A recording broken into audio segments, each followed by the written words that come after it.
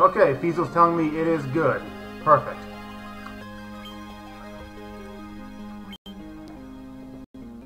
Alright, so let me get my classes set up here. Since this isn't marathon taking donations or anything, I'm just going to use my standard party. Most people you'd see would run this with a warrior, a white mage, and 2 red mages. But I run with 2 black mages because it's an untested party, or not so much untested, but it still has some routing to be done for it. But I think it can actually match. It's actually very close to the red mage party, if not possibly matching it. So I'm going to run with it because it's the party I actually know how to run. And in tribute to both Fiesel and Gyre, we are going to name our characters the only names that are appropriate. You are going to be...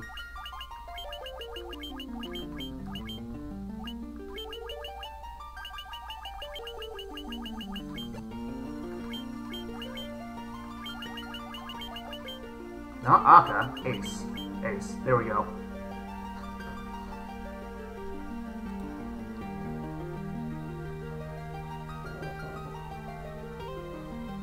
Okay, so I'm going to go ahead and get started. We're going to pray that I don't forget anything because I'm literally going on, this is probably 25, 26 hours without sleep, so I'm sure I can handle this just fine, right? So, 3, 2, 1, and here we go. So the first thing I got to do is run in here and buy some crap. We're going to pick up a hammer for the white mage, we're going to pick up a rapier for the fighter. And then we're going to pick up some chain armor for the fighter as well. And we're going to do our configurations.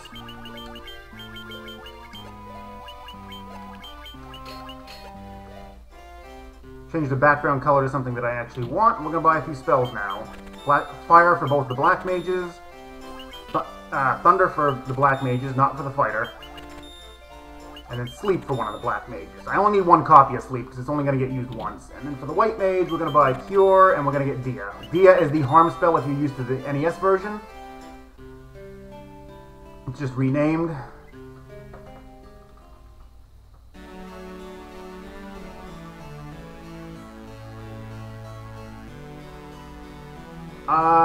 Dr. Amamine, thieves are really good in this version, but they can't tank.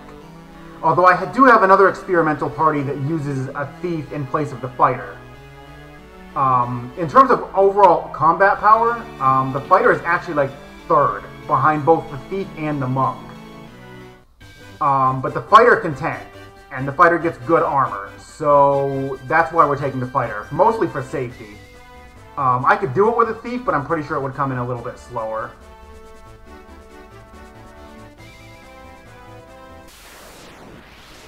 Nope, goblins, we're not fighting them. If I see a double pair of wolves or 1 crazy horse, I'll fight it.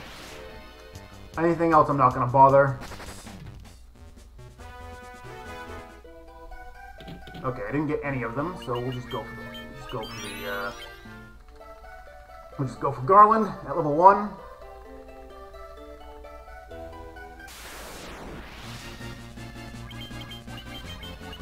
Black mages actually help out here a lot, because fire hits for a lot more than anybody else can hit for.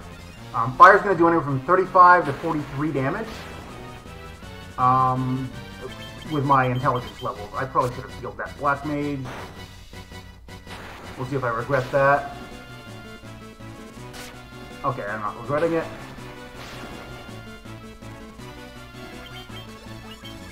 Now we'll heal him.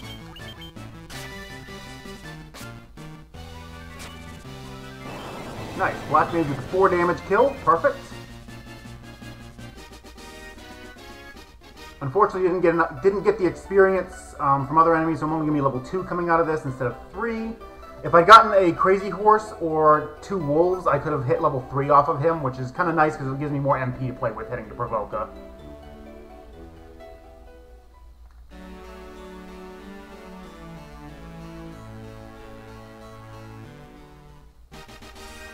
And Crustgator, yes, I'm running 2 black mages instead of 2 red mages. I'll explain more about why I take them later on.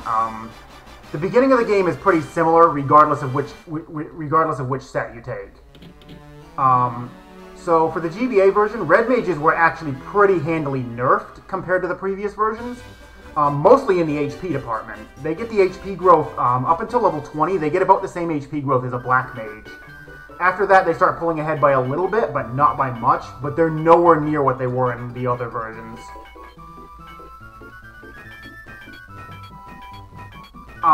But in this version, since intelligence actually affects your spellcasting, like it actually affects the damage output, black mages are by far superior because they actually start with their second multiplier. No other class starts at level 1 being able to, with their second multiplier. The next closest is white mage at 15 intelligence. So, red mages are not guaranteed to hit 20 intelligence like the black mages at level 1 until... they're not guaranteed it until level 37, but they'll usually have it by like upper 20s.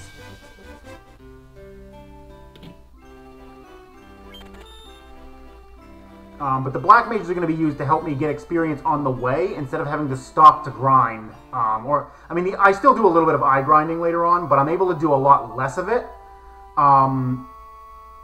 Because I can get a lot of experience on the way, because this party is actually capable of handling groups of enemies that the red mage party simply can't.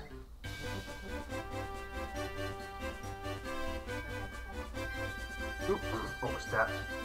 Alright, now for like a minute 40 of cutscenes. Nothing I can do to skip this. You just have to kind of sit through it. I'm going to take a drink while I'm waiting.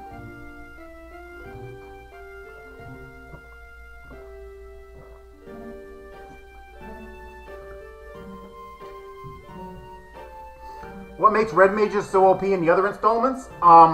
They have good HP, intelligence doesn't affect spellcasting, so black mages are realistic. They have no advantage in terms of actual damage output, just a number of spell casts. Red mages are reasonable fighters and can equip decent gear. They're just all-rounders, but they're like a really good all-rounder. In this version, they scaled them back. I mean, they were indirectly nerfed by the intelligence fix, so black mages actually are good spellcasters now, comparatively. But red mages were actually made slightly better at physical damage. They just had their HP kind of lowered a little bit. Also, if you pay very close attention, the sky is actually getting lighter as you go into this. It starts off more kind of a pinkish red, indicating it's like dawn, and then it just gradually gets more and more blue. I didn't notice that until I was doing some testing on this and was using fast forward on emulator, and I just noticed it all happening at once.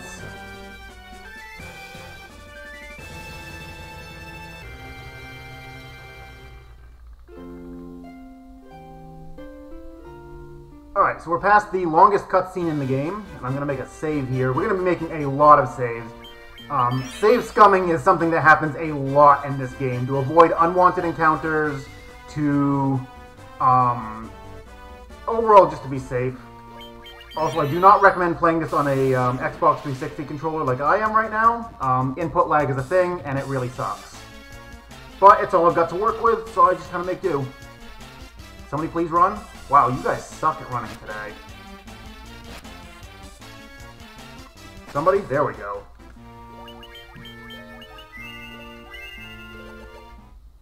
Not even gonna bother saving since it was only one step. Ew. Please don't kill anybody. Getting very bad encounter luck so far.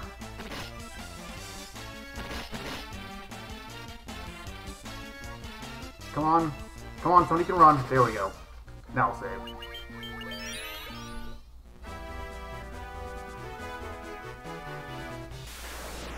I'd like to see some... I was just about to say, I'd like to see some ogres. Ogres are good experience, and I can actually kill them reasonably quick because of fire. Well, unless the white mage misses, and the fighter only hits for 8 damage.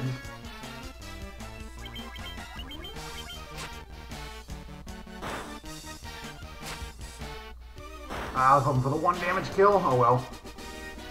There's level 3.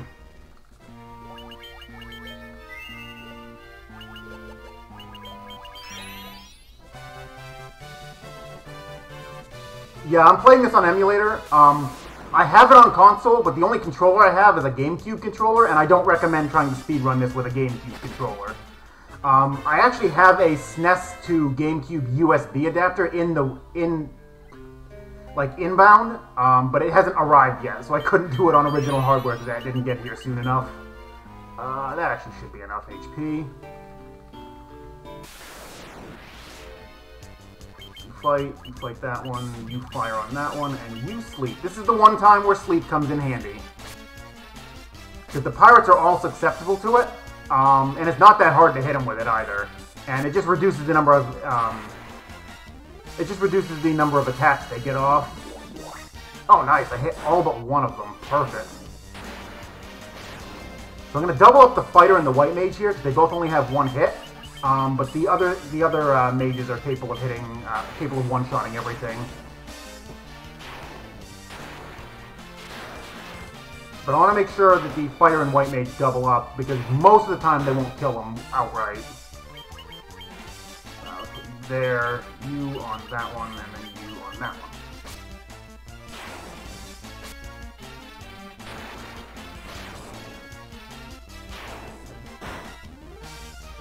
Give me one more round for this. Sometimes I can 3-round it if I get lucky with the damage rolls, but not this time. There's level 4.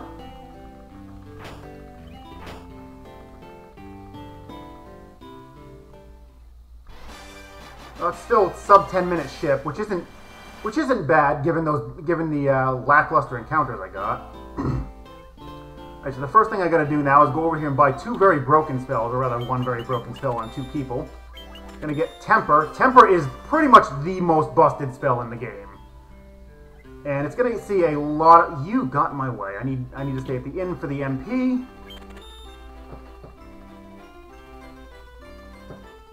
But what Temper does when you cast it, it adds 14 to whoever you cast it on gets plus 14 to their attack power. This stacks up to 255, and that's not take your current attack power and the max is 255. That's your attack power plus up to 255.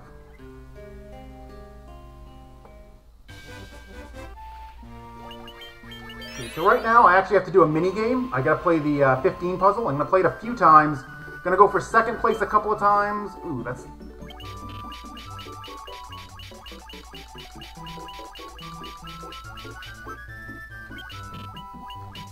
Ooh, I don't like that 4 position.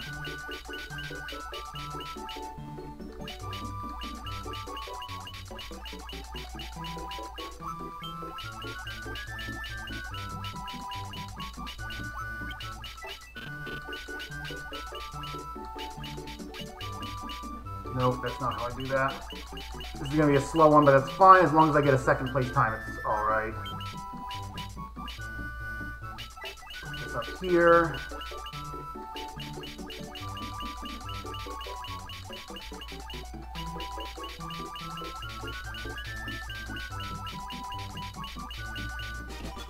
Okay, did not get the emergency exit like I wanted. Okay,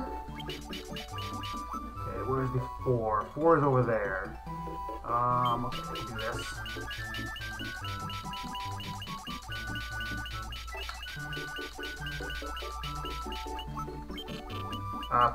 Controller, please. Oh, I didn't put the 4 in. 3 and 4 in there.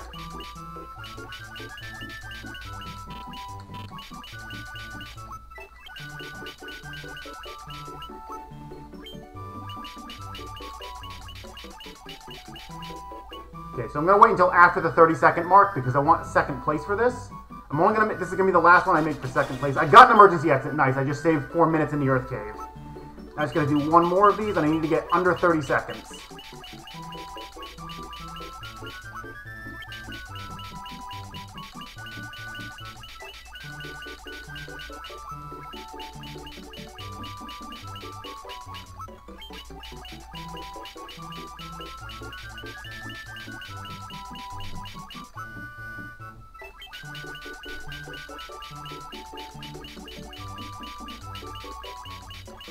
This combination is not possible. Sometimes they give you a formation that you just physically cannot get under 30 seconds because of how far everything is from its required location.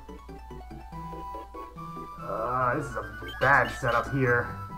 I'm just going to reset that one. That's a really bad spot for the 3 and the 4.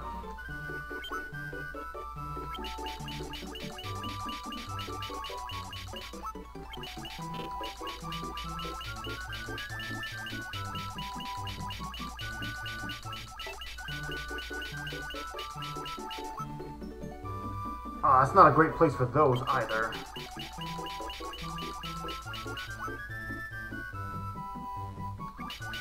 Oh my god, they're putting all these in the worst spots.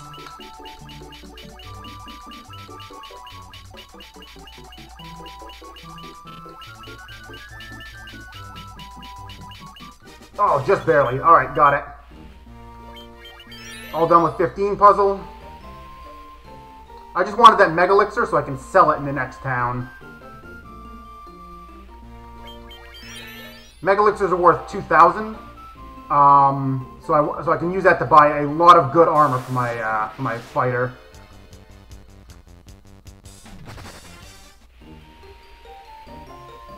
But how that minigame actually works, it's based on what place you get. And they start with base times of first place 30 seconds, second place 1 minute, and then third place 2 minutes. Ooh, another ogre. And I wanted a second place time because that's the only spot that I can get an emergency exit. It's a 1 in 6 chance, and first place is always a Mega Elixir, so that's why I wanted that. I also want to hit at least level 6 before going into Marsh Cave.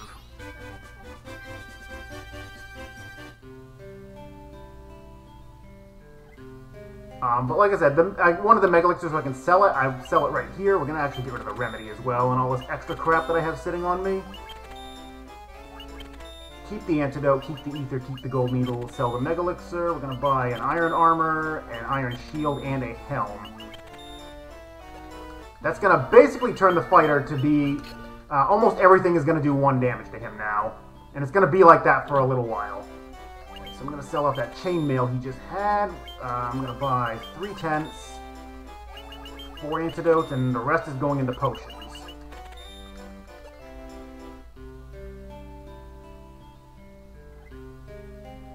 So I'm already level 5. If I see ogres on the way, I'm going to go after them. If I'm not level 6 by the time I hit Marsh Cave, though, I'm going to grind for it real quick.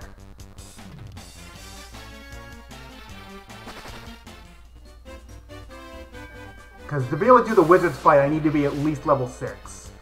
I have RNG manipulation set up for it. But if I'm not level 6, my HP levels won't be where I need them to be to survive things. So I need at least that level. Hopefully the white mage gets a little more HP as well. That would be great.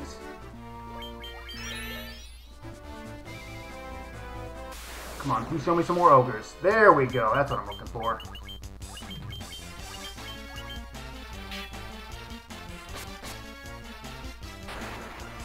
Thankfully, these Gygus worms are actually weak to fire, so I can kill them with 1 shot of fire each. Unless the damage rolls are really bad.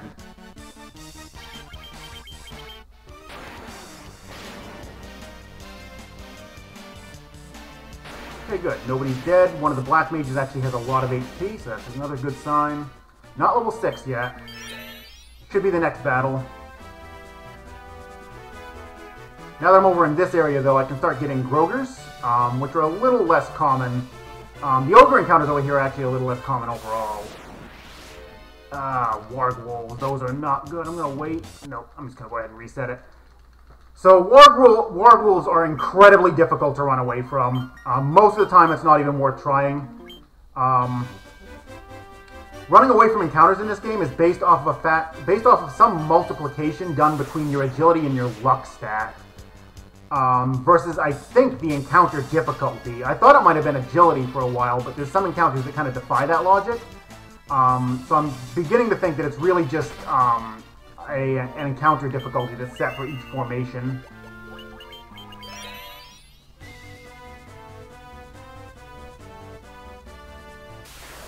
Come on, show me some ogres. There's some ogres. That's actually a little scary that there's 3 of them and a Groger. The Groger's the one that really scares me. Thankfully, he hit the fighter, which is about as good as I can ask for. Okay, one ogre down.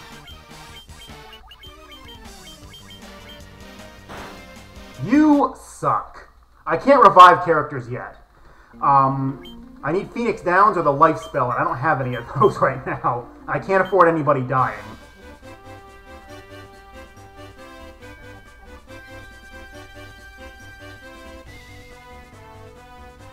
Alright, still don't have level 6, so I'm going to quickly grab it here.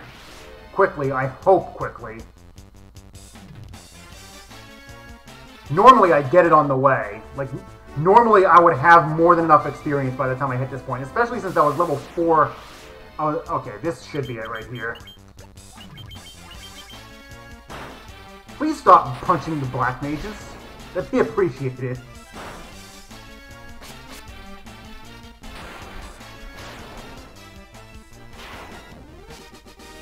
Oh no, it wasn't level 6 yet.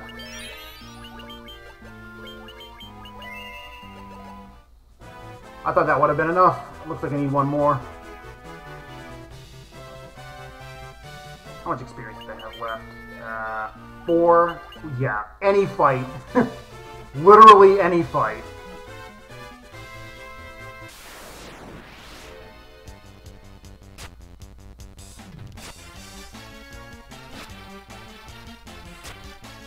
I'm not taking this one. I shouldn't have sat there. That one just has too many enemies, and all of them are pretty much faster than I am.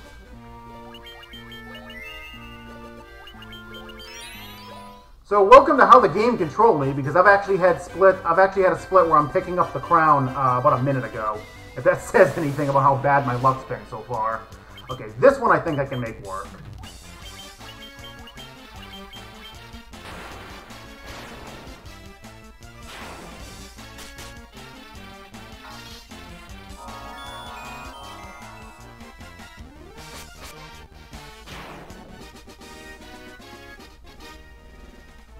There it is. Alright, so now I'm going to pop a tent.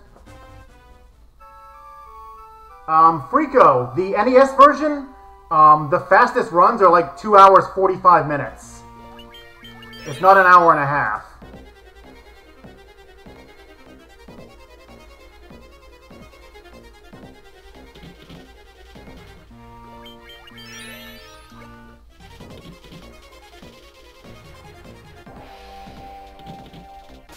Ah, one step away.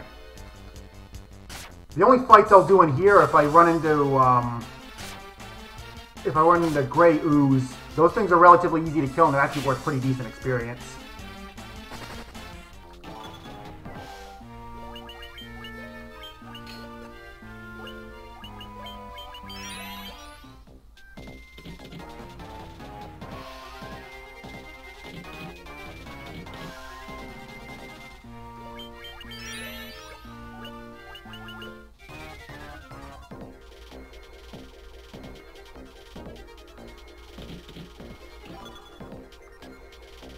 Grab the copper bracelet. That's for safety mostly. I probably won't need it, but I can at least sell it. There's my first Phoenix down. And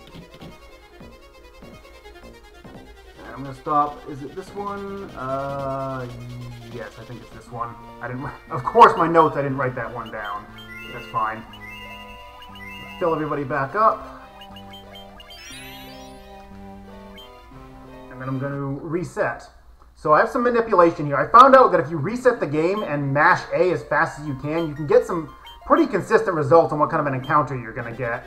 And once you're in combat, the fights are literally manipulatable. Like, they're completely manipulatable. Alright, so this one is...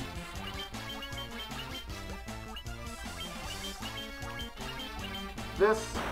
We'll see if this is... we'll see which RNG this is. Okay, that's that one. So that's the other 3 that I can't do. There's two encounters here that I can get where there'll be 3 of them. One of them I can do, one of them I can't.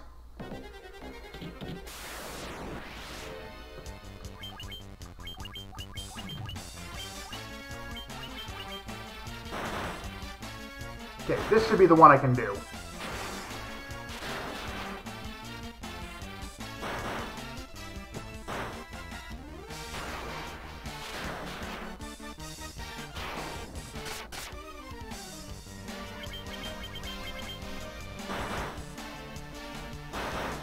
Or not? Okay. Something's messed up with my manipulation. Lovely.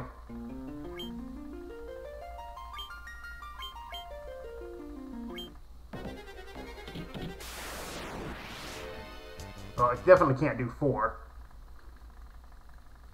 I'm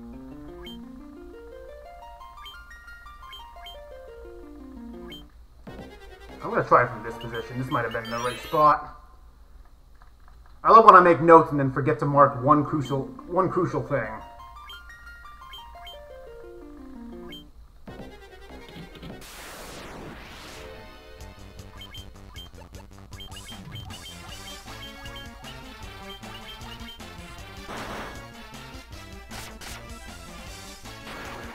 This might have been it.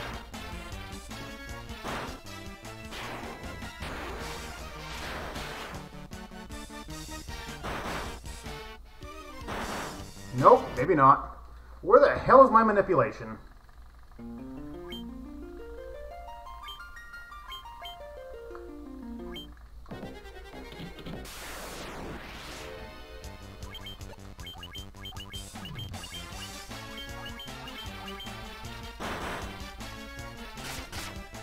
I think this is the same exact one I just got.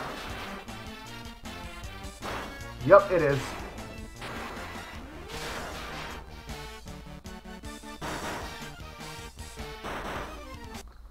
Okay, I'm not sure what's going on with my manipulation because it should be working, but apparently it's not. If I can get a 2, I'll probably be okay.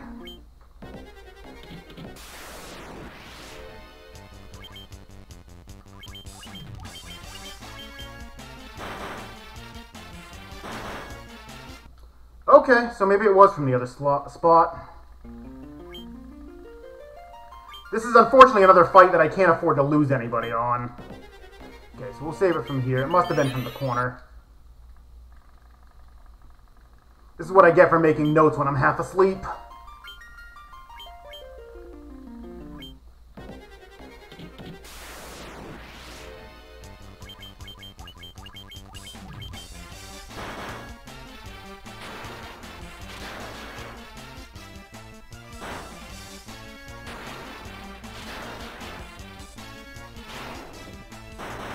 Okay, this one will probably go okay, I hope.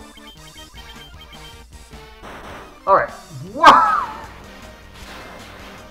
Okay, Dan, you're the only one who actually can afford to be dead, so we're gonna leave you dead.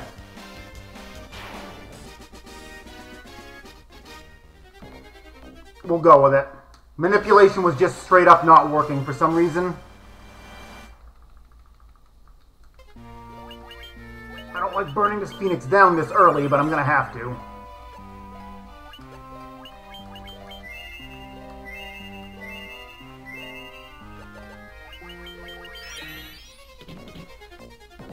If anyone had to die, the fighter's the best choice because he's the one who can actually go without the levels and be fine.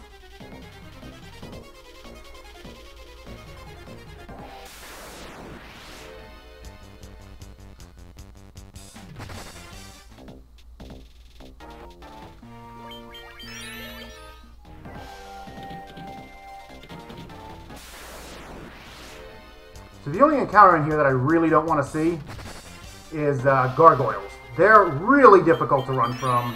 They're relatively fast. And they hit fairly hard right for this point in the game. Except for against the fighter. He's fine.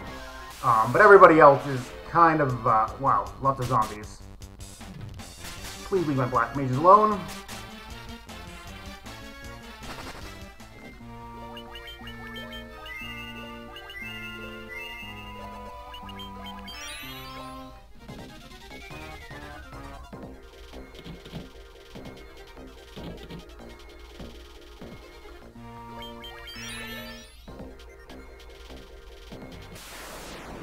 Marsh Cave almost done. This is the easier floor. Most of the encounters here are pretty easy to run from. Alright, we're out. I'll have to revise my manipulation.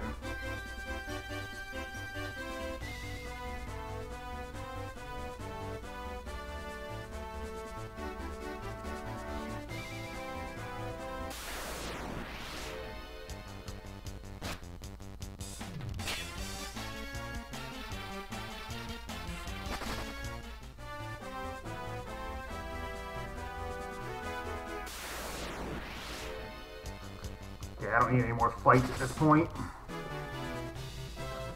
MP looks fine. Okay, good. Let's just go right in.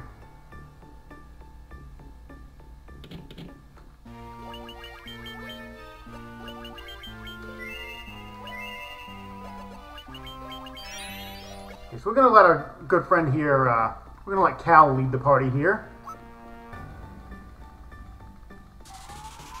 Because out of everybody in the party, right now, Cal is the most expendable for this fight.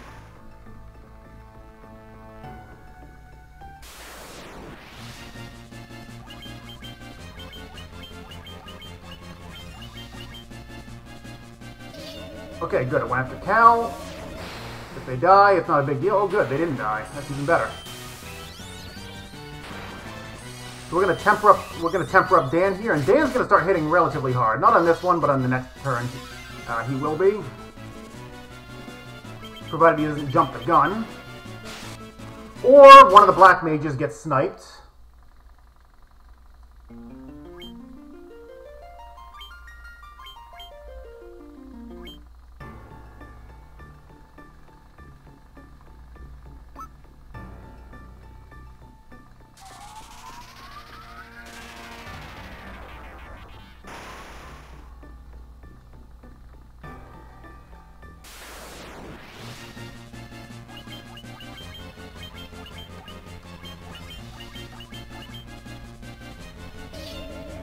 Oh, what's going on with one of the black mages? Please miss. Can't afford any of the mages to die. I need the black mages to absolutely be able to hit 8 after this fight.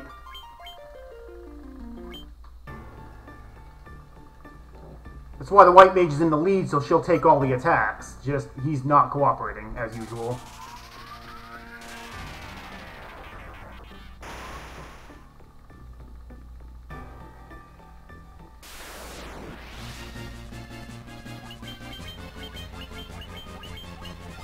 This is unfortunately how Astos can be sometimes. He just doesn't like to cooperate and will just keep going after black mages when I want him to hit the white mage instead.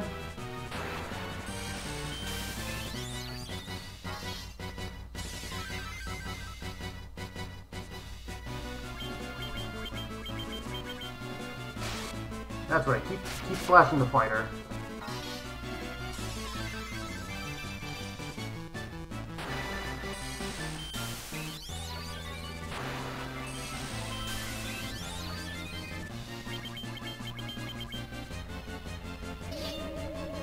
That hits, it's not a big deal. Would have liked him to wait for the black mages to go.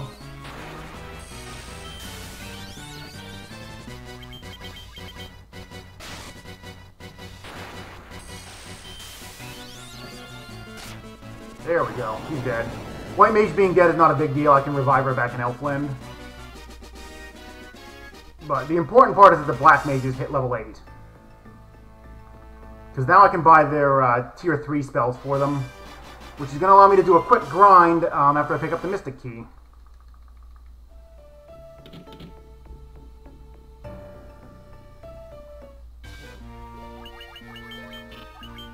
Put her back there.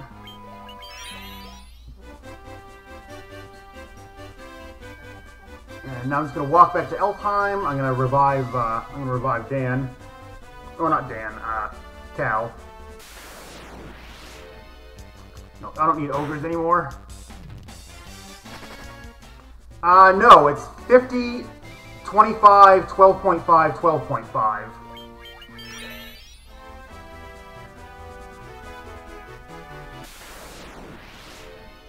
Oh god, wolves. Yeah, I'm not gonna wait for that. Wolves are just generally not worth the time it takes to try and run away from them. They almost always go first, which wastes a pretty ridiculous amount of time. And, they're also really difficult to run away from in general. Alright, let's get Cal back up.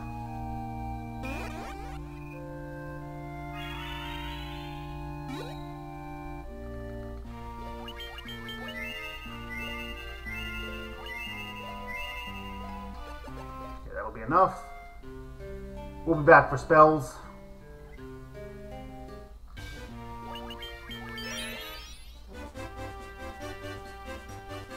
Usually don't make a stop in there if I don't have to.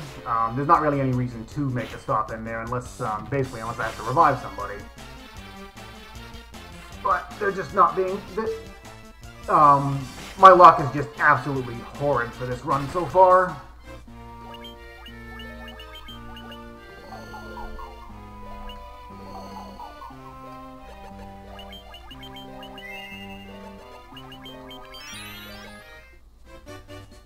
Alright, made it to the ship at least.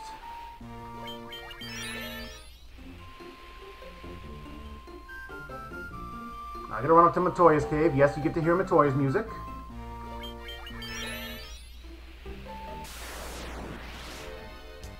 Sharks, don't need those anymore, though I might have been better off just trying to kill it, because these things are also relatively difficult to run away from.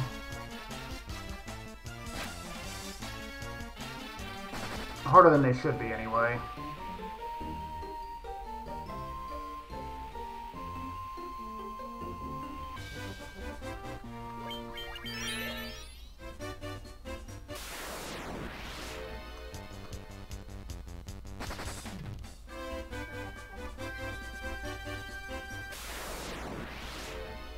One wolf. These usually aren't too bad to get away from. Please, encounters.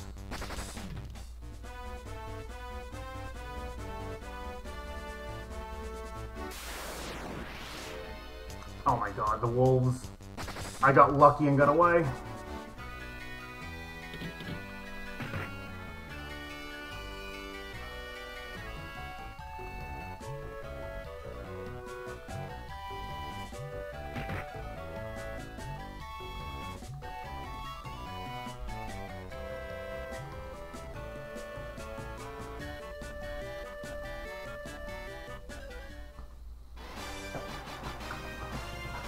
Alright, we have Jolt Tonic. We can now wake up the Prince of Elfheim, and he'll give us the Mystic Key. I was going to grab a couple of free potions here and an antidote.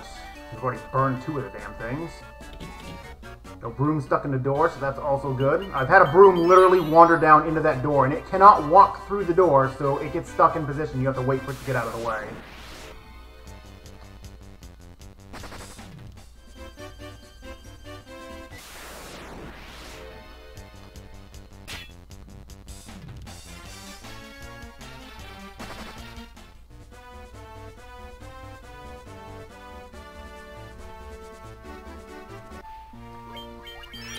Alright, now more backtracking, because this game's all about the backtracking, Unfortunately, it's all about the backtracking. Go here, then go to this other place, then come all the way back here to do this, then walk by the place you were just at and go all the way to this other place just so you can come all the way back to the place you were just at. Or some such.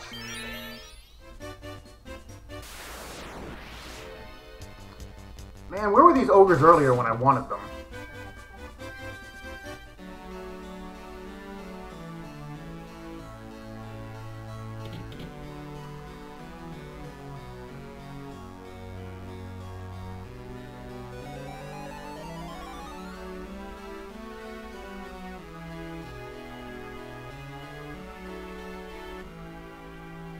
Alright, Mystic Key get. His fault for giving it to me, so now I'm going to loot the castle treasury. Faster to walk out of the castle and then back in, though, rather than walking all the way back to the main entrance.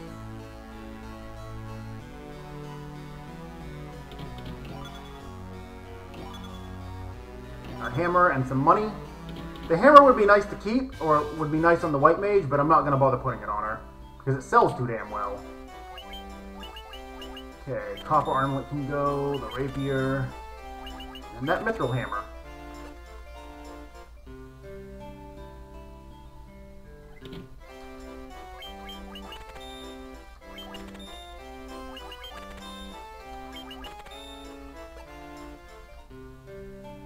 Okay, I'm going to avoid white magic spells for the moment. I'll be back for those in just a few.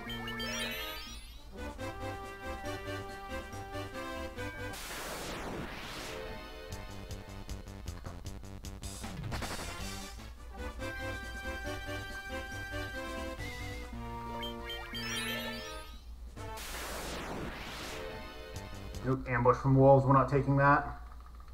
No point. They'd waste about 6 to 7 seconds just showing their attack animations before I even got a chance to input a command. So there's just no point sitting there, sitting through all those attacks.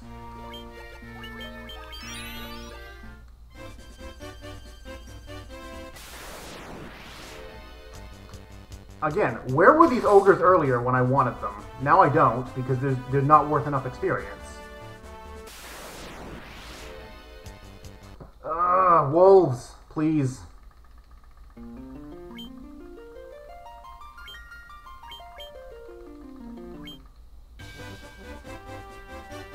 Does poison work on bosses? For the most part, no. Bosses are generally immune. The exception is the first Tiamat, where he's actually kind of weak to it, but it's still only a 1 in 7 chance.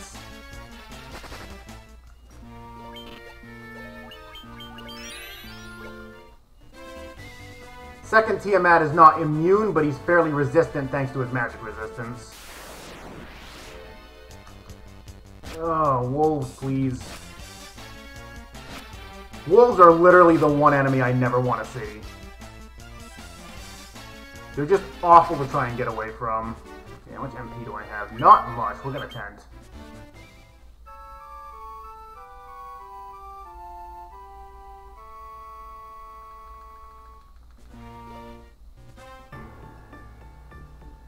Okay, so there's a little bit of loot here I want to pick up, and we're going to do a quick grind as well, just to get my levels up to about 13.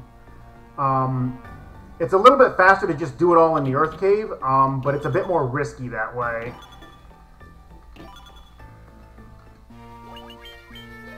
Just equip the steel gloves, and end up selling the Falchion. Fighter is supposed to be dead for this, so I need to get him killed off.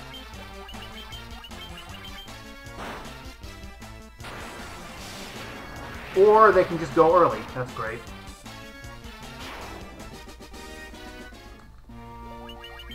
Here, you help them out by taking all of your gear off.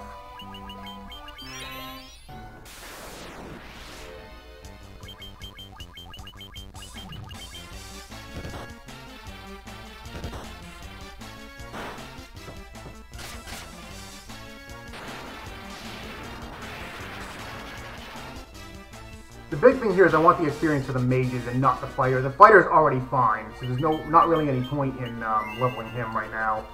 Because it's mostly HP that I'm after.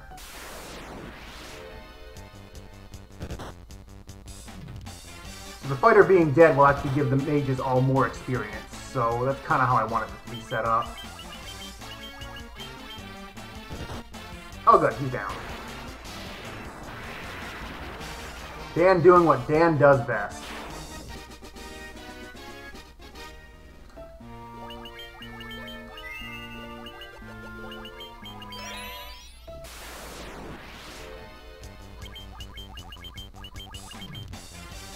Thankfully, these mummies are not actually that fast, and they always go down to 1 Fyra. So it's a relatively painless grind, even without the fighter alive. I just have to make sure I keep everybody healed up after every fight. We're going to be going till the white mage hits 13. Oh good, a 5er. These mummies can come in packs of anywhere from 2 to 5. We don't want to see 2s. We always want to see like 4 or 5 just so the experience comes in a lot quicker.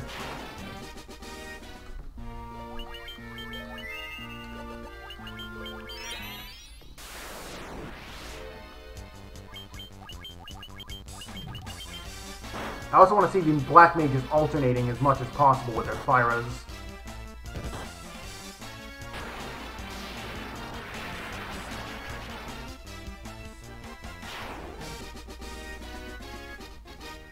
Alright, there's 11. We're almost there.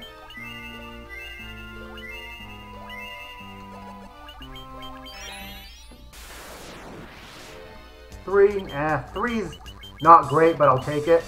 2s I won't. 2s I'll actually run away from instead of fighting.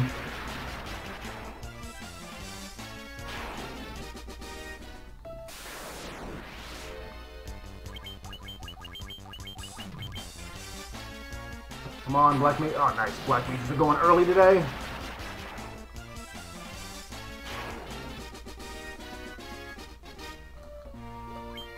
Alright, White Mage is level 12. I just need one more level on the White Mage. Ambush, we won't take that. Taking 5 hits and sitting through all those attacks is just not worth it, even though it was 5 enemies, which would have been really nice.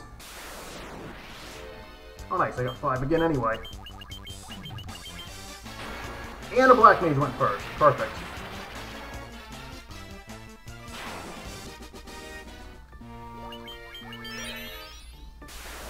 So one more 5 group should be enough. No, we're not doing 2.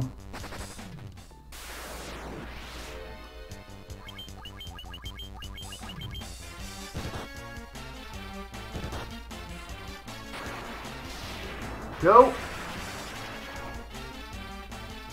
That hopefully should be enough. Perfect.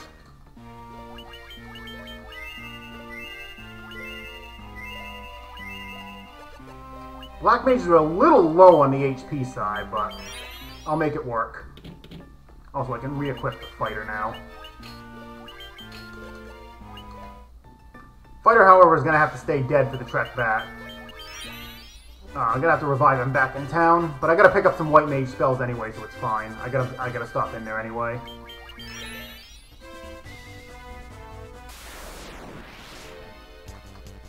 Wolves.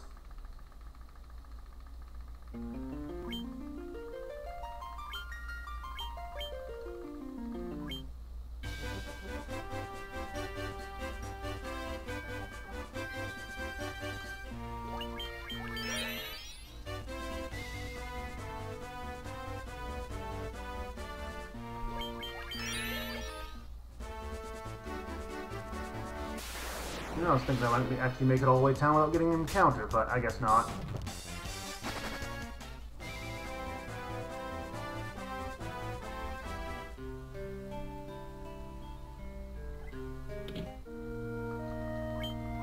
Let's get him up.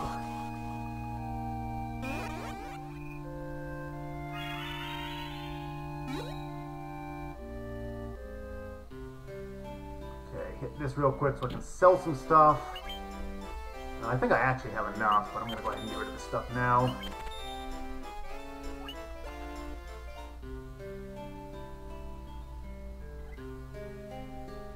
Grab my white magic spells. I don't need heal. I'm going to grab Cura, and I'm going to grab Diara. Diara can actually come in handy, so I actually do want to pick that up. I only need one level 4 white magic spell, and it's strictly for Lich. And that's No Frost. And from here, I need Blizzara and 1 copy of Haste. I could get 2, but there's really just no point. You only need it on 1 character. And from there, I'm gonna actually no, I know better than that. I don't top my items out because I know I need money in the next town. I should probably actually heal him up. It's also more mana efficient to heal with Cure 1, to heal with Cure instead of Cura. That's why I'll generally go for the lower tier spells, just because it's more mana efficient.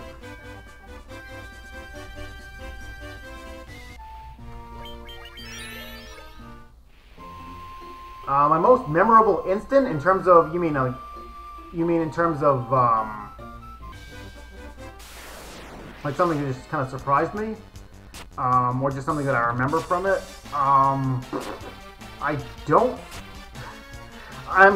probably too sleep deprived to think of it, whatever it is. Like I said at the beginning of the run, I've been awake for like over 24 hours at this point.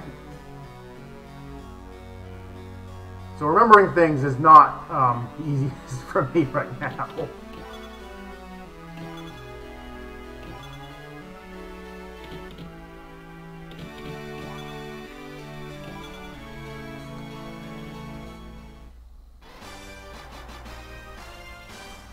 Alright, got another key item. We got the nitro powder. This is going to actually allow us to get out of this inner sea. I should have enough MP to handle everything I want to. Like, I shouldn't need to go get more ethers. Sometimes I do just for safety, but I think I'll be okay. Also, I'm still safe scumming out on the ocean, even though I'm a bit over leveled for what they would expect you to be for doing fights out here. Because a lot of the sea encounters are very difficult to run from. Sharks aren't the easiest. Sahagin are really difficult to run from for some stupid reason. The Odd Eyes are fairly difficult to run from. And on land, we still have more wolves. I'm going to try and run from this one rather than resetting it. Oh, I got lucky. Nice. Actually, I'm not going to be able to sleep because I have to do another run of this for another marathon about 3 hours after I finish. The difference for that one is going to be people are actually donating for what classes I get to play as.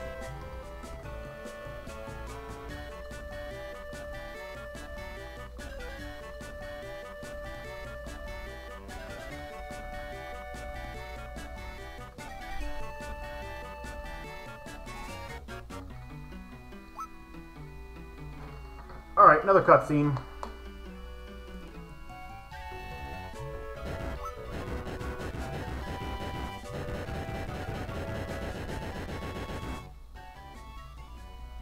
Hey, I'm not the one who made the schedules for these marathons. It just so happened they ended up being both on the exact same day. And which would have been perfectly fine if I hadn't had to have been up most of the night trying to fix my damn PC. Like, blame that. I would have been perfectly fine if that hadn't happened.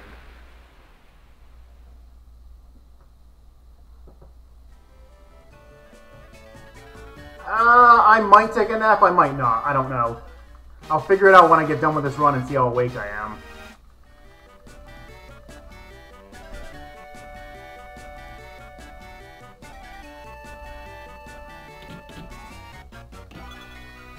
So I'm going to loot all the dwarf stuff here. They've been saving this for centuries, and I'm just like, I have the key. I'm going to take all your stuff.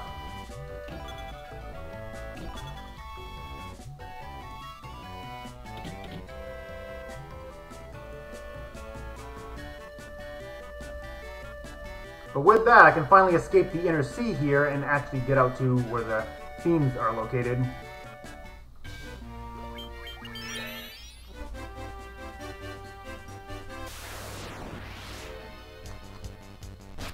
More wolves.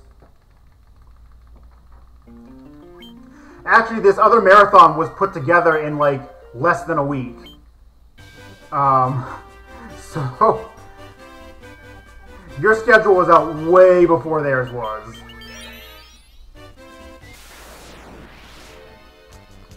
What ended up being the problem? As far as I can tell, one of my RAM sticks ended up getting unseated, and I couldn't notice because my PC is really hard to see anything in.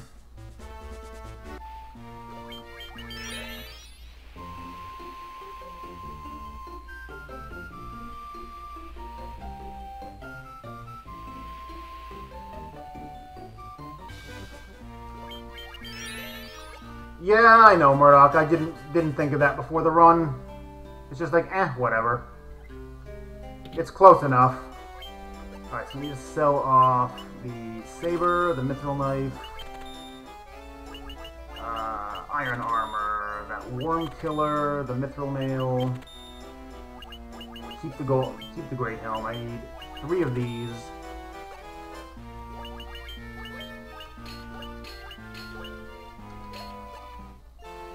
Maximize everybody's defense. Now the mages actually have defense. Prior to this, the best they could equip is the copper armlet, which is only 4 defense, versus the silver, which is 15.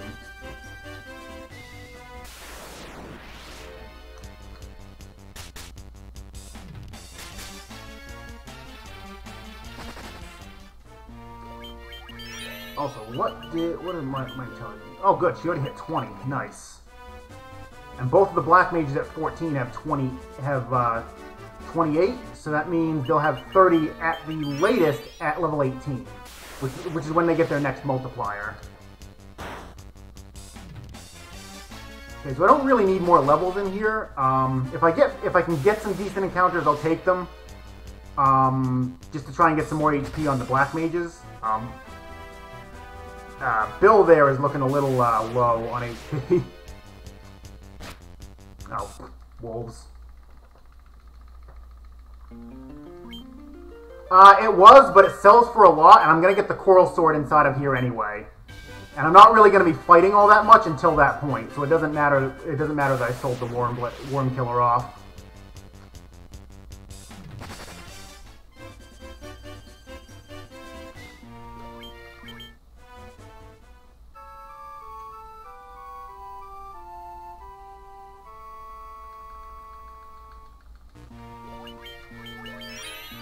I'm actually gonna buy. Yeah, I'm just gonna burn another 10. Black mages have enough MP that I want to burn 2 of them to get them up to full.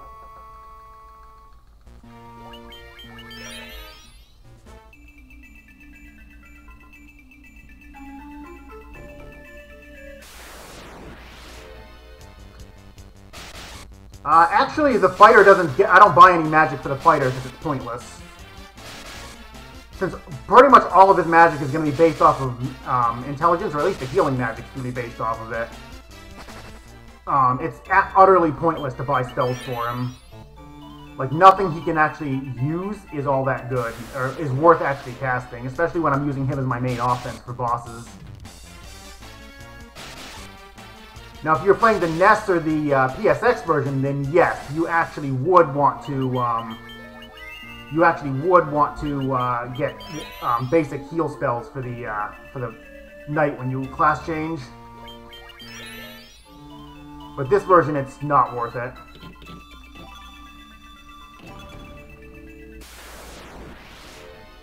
Oh my god, what is with the gargoyles today?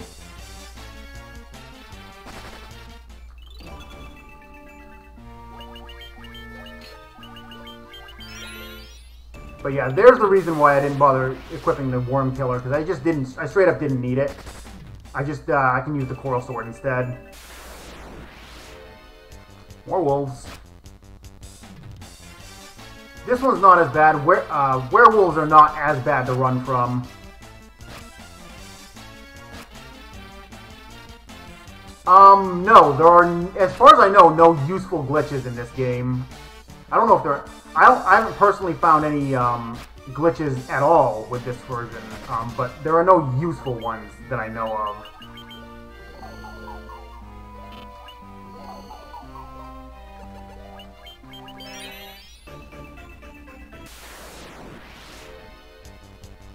This one I will actually take, because I can do this one quickly.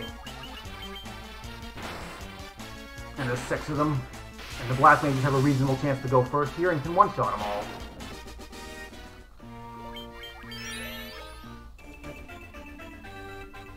Okay, so this is the pain in the ass floor.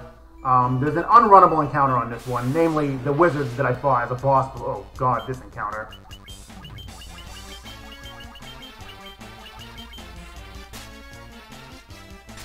One of the black mages, please go quickly.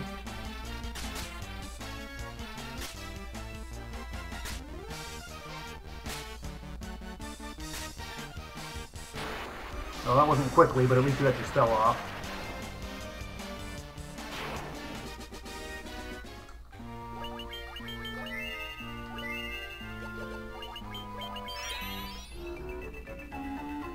Yeah, PSP is much shorter because of that equipment glitch. Like, just straight up, it's that fast because of equipment glitch. Because you can just get such broken to your equipment so early in the game. It's not even funny how fast that can be.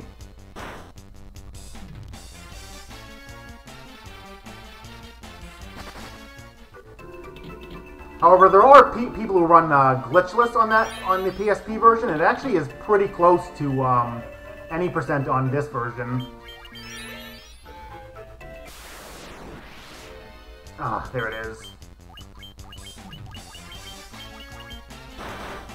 I'm gonna go ahead and take it, because I can take 4 of these now. Like, it's not even hard anymore. Good miss. We're gonna see if the Black Mage can one-shot any of them. Nice, he got enough damage to kill all of them.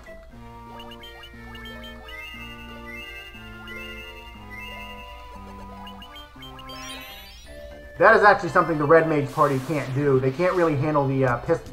I'm not taking another fight with them. 3 of them is not really worth it in the sense that I don't get enough experience to justify it. 2 I could make a pretty quick fight, but even that's not really all that worth it.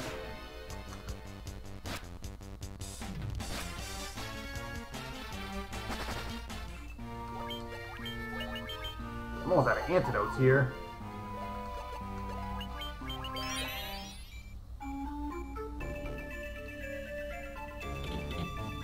So I don't trigger the Earth Elemental fight.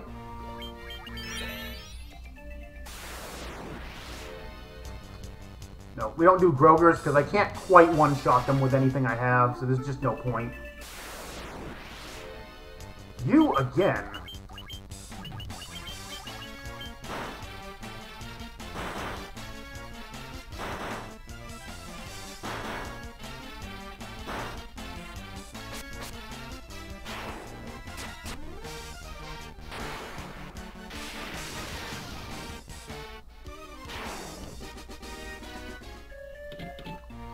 Alright, there we go.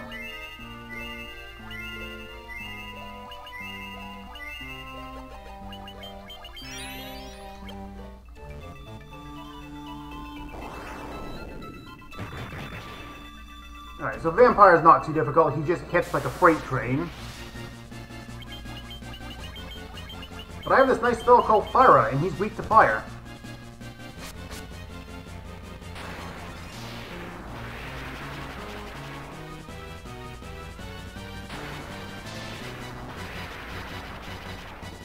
And good night.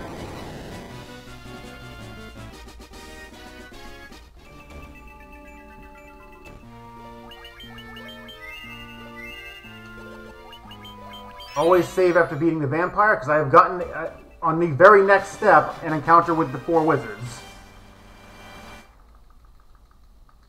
And thankfully, I got that emergency exit earlier, so this saves about 4 minutes right here. So I don't have to walk all the way back out.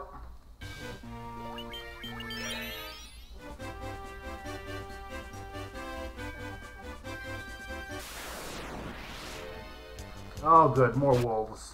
Let's not sit there and watch them all attack.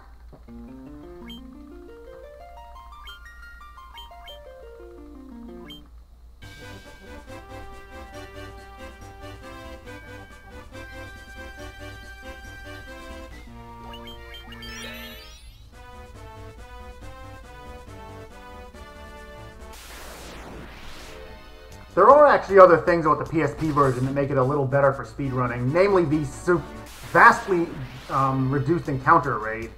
GBA kind of cranked up the encounter rate, PSP lowered it by a pretty fair amount. However, in PSP you also take more experience to level up. So that's one drawback to running it.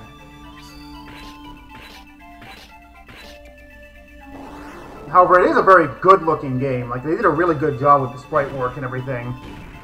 I mean, I'd say graphically and in terms of like sound effects and music and everything, I'd say that's vastly the superior version.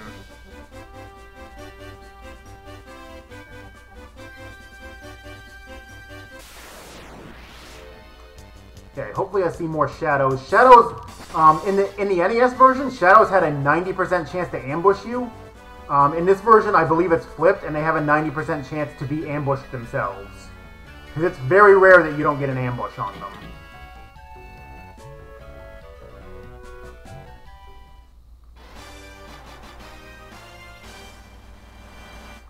Alright, so pointless backtracking just to come out here to get the Earth Rod so I can go past where the vampire was. Because, let's make the game longer by artificially having you do fetch quests. That was how games worked back in the NES days, and of course, this being a port, they wanted to keep it as true to the original as they could.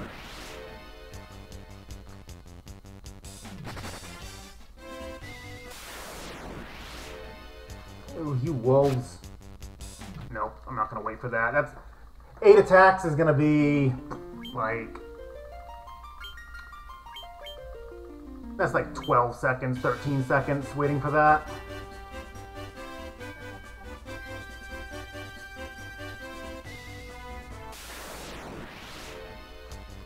Wow, an ambush from them? That's ultra rare. Also not going to sit through that, and I guess I'm going to have to save scum more often now.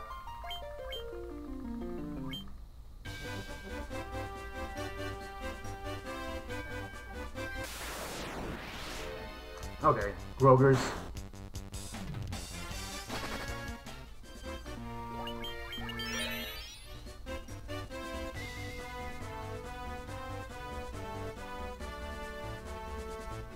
Alright, back to the cave finally after 2 resets and a bunch of enemies I didn't want. Wolves again.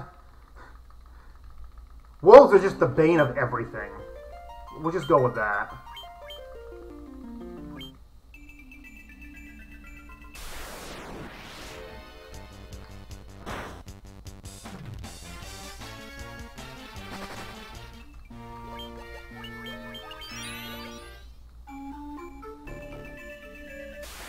Oh, 1 step. Oh good, preemptive against wolves.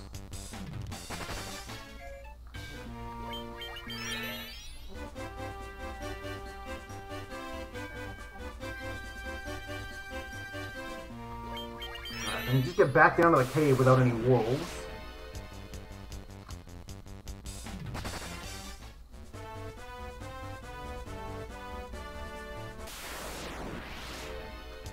More shadows. Always good to see those, unless they get the unlucky ambush. Alright, let's burn another tent, get my MP back, and we'll go take care of Lich.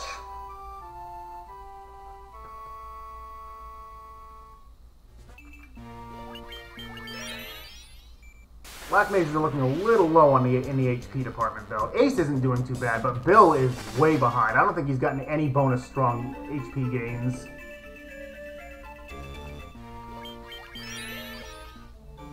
Which is a little unfortunate, because Lich is going to be a bit of a problem with with that kind of HP.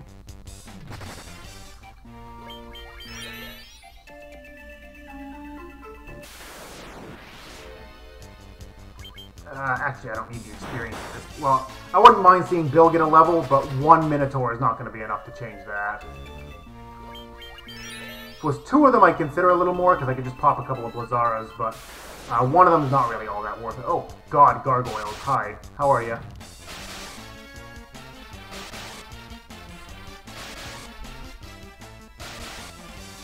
I mean, they don't do much damage now that I have this silver armlets equipped, but good God.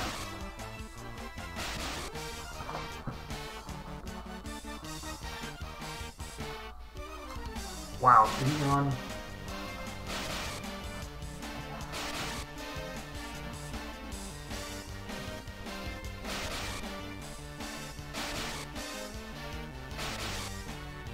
Come on. If nobody... I'm just going to reset it. Screw it. I should have reset it before when I saw the 8 of them.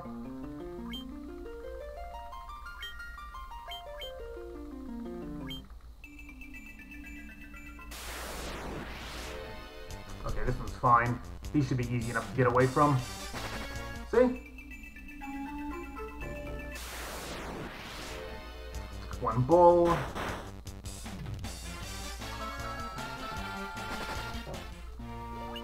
I love how my phone never rings except when I'm doing something that I can't get away from, such as a marathon run. If you just heard any noise in the background, that was my phone ringing and then letting me know I had a voicemail.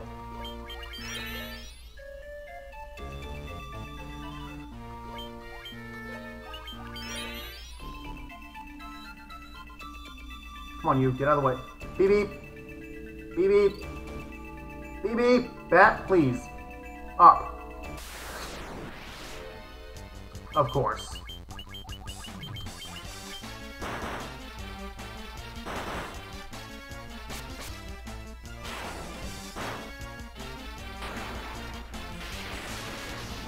I'll just kill him so I don't have to wait for the bat any farther.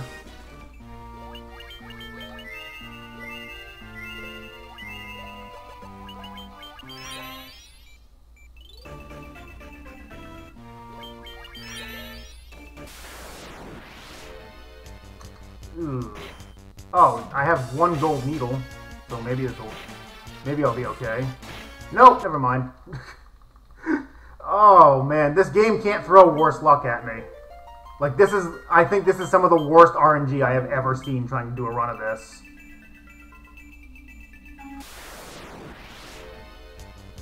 Not doing more Pisco Demons.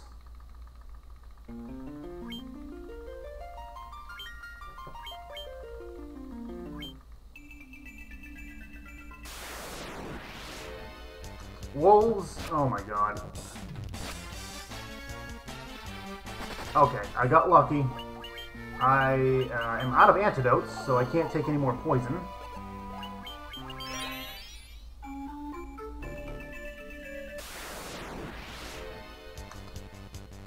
I'm not going to sit through that.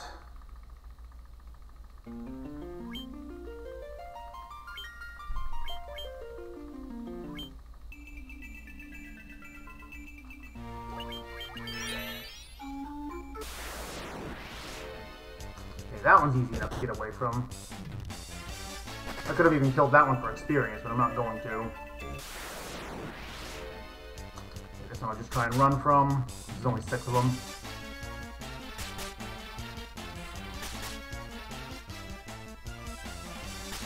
Someone please run. It's not how you run. That's how you run.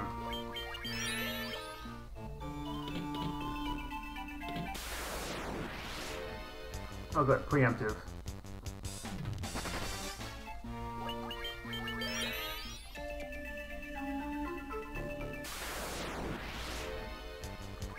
Screw it. I'm taking my experience.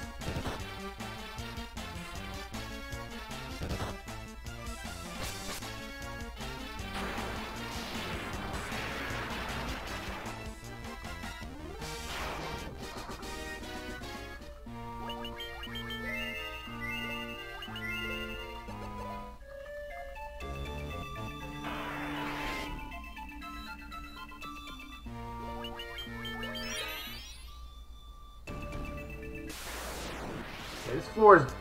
I was about to say this floor is just as bad because it still has the Pisco Demon fight.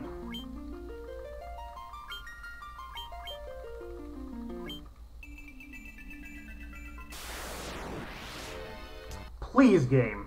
Please. You... Can I get some, like, good luck at some point today? That'd be great. It's doing its best to just not give me luck at all. Yeah, I think PR can get him.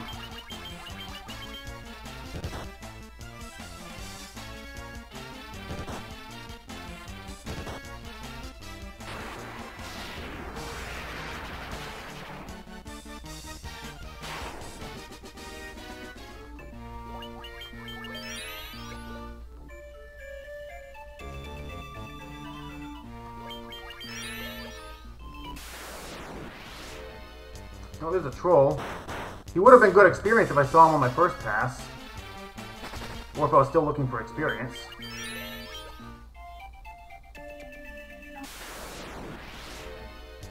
Two trolls, that would have been great.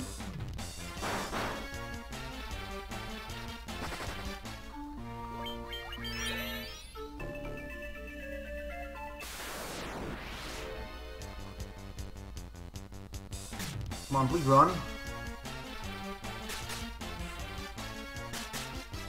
Somebody? Okay, good.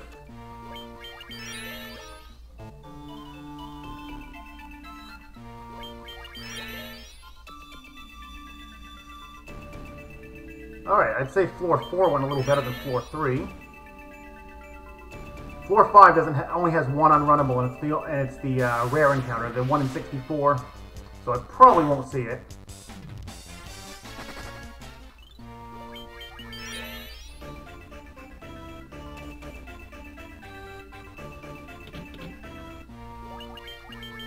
Get everybody healed back up.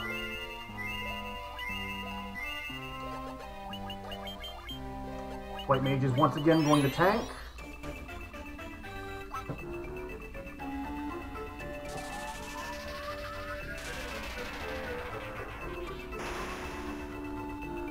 And I'm gonna hope White Mage goes first, or that he doesn't cast Blazara on the first turn.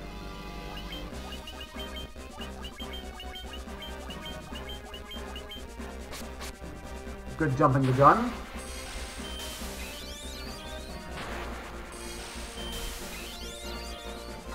Okay, good. No Frost went off.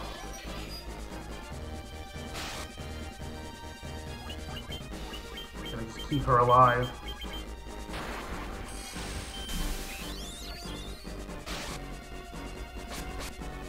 Fighter keeps jumping the gun. Would like to see him go after the Black Mages.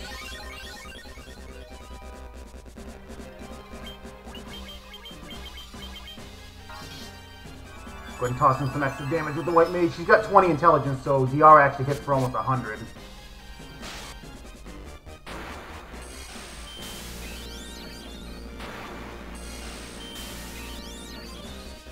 Yeah, just going full offense. At this point, Fire is probably going to be a better choice.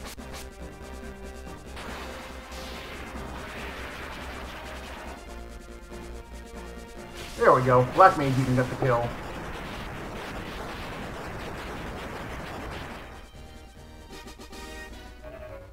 Alright, Lich was not a troll. He could have very easily just opened with Blazara and went before the White Mage and killed one of the Black Mages immediately. Like, Lich is usually a pretty big wall in speedruns for this.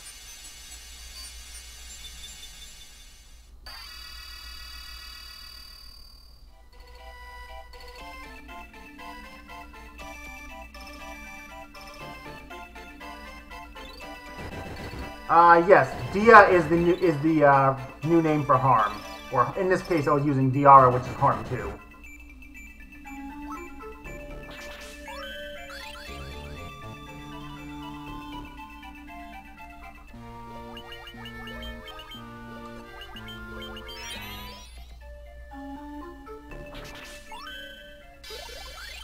Alright, Earth Cave done.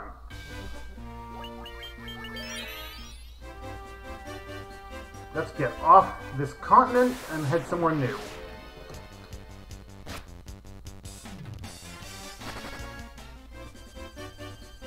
And hopefully don't see too many more wolves. Those are cats. Those aren't wolves, thankfully.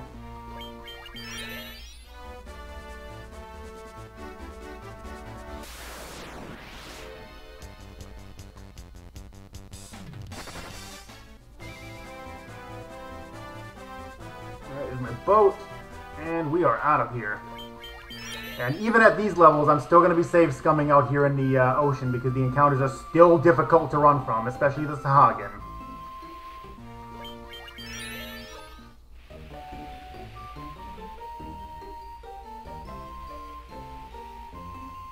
Come on, I can make it. Alright, I did make it. Sweet. Fortunately, on the ocean, the encounter rate is much lower than it is on land. So making it those kind of stretches out there is actually not that difficult.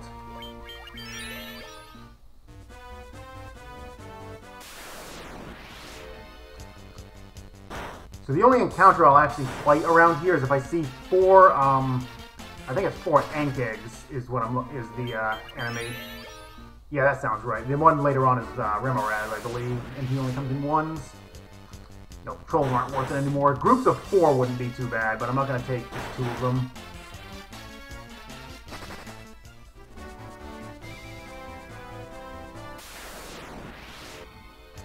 Especially not going to take one of them. The Sahagin on the ocean are runnable, but they're really difficult to run from. There is a formation in Sea Shrine where they are straight up unrunnable. But out on the ocean, they are perfectly... Wow, you...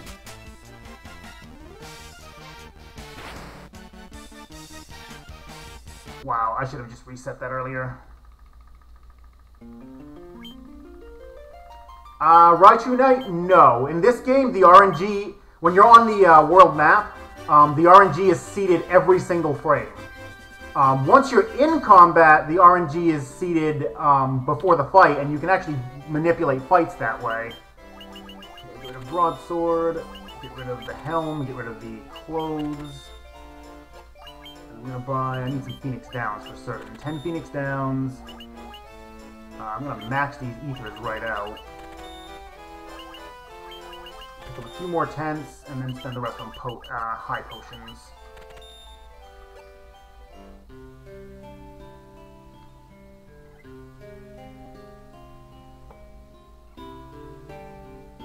Ethers are really important for this party because I need to be able to keep the, since I go through a lot of MP on the black mages, so I need those ethers to keep them up.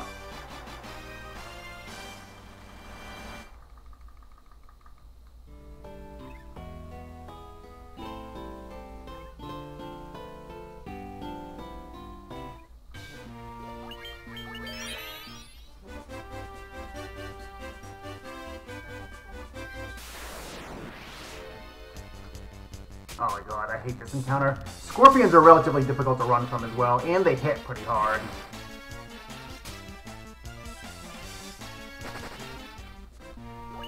I do not have any antidotes left. That is beautiful. I guess I'm going to reset that.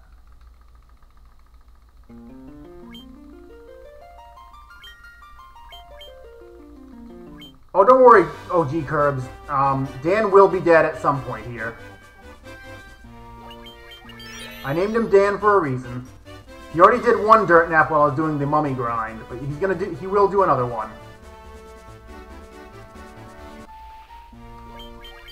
I wouldn't name a character Dan if he wasn't going to be playing the role properly.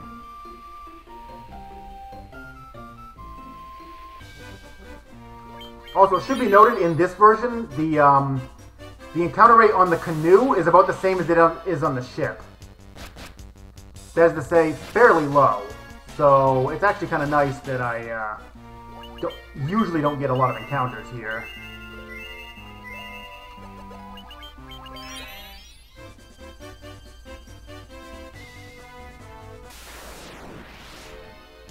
Usually, but they're gonna prove me wrong on that one.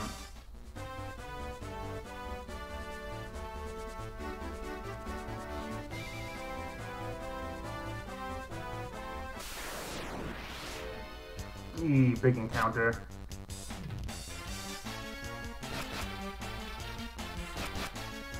Wow, the bites.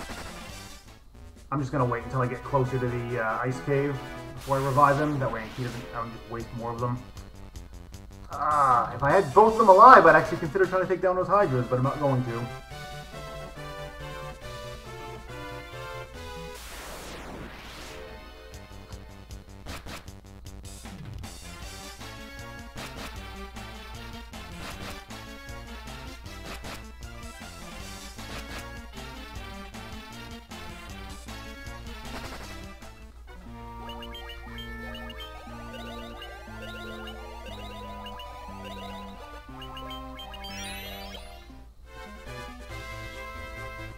Alright, encounters are not quite as dangerous now.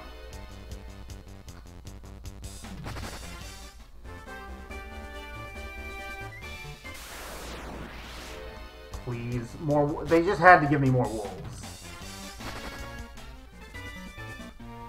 Alright, now I'll get him up.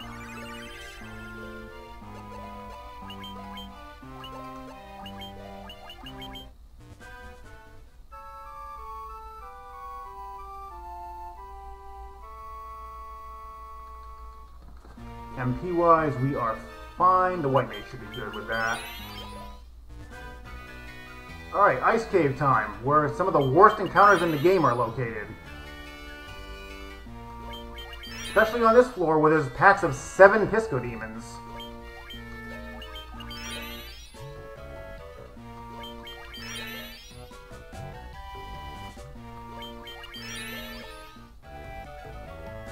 Wow, no encounters on the first floor. That's rare.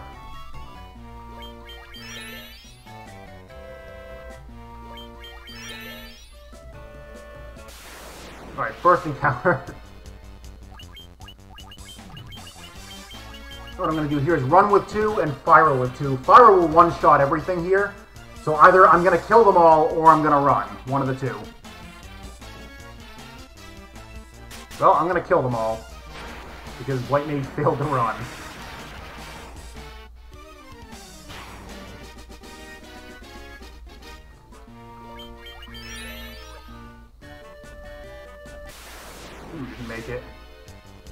I'm gonna reset that. That one will take forever to sit through all those attacks. Because they're almost everything in here is faster than I am.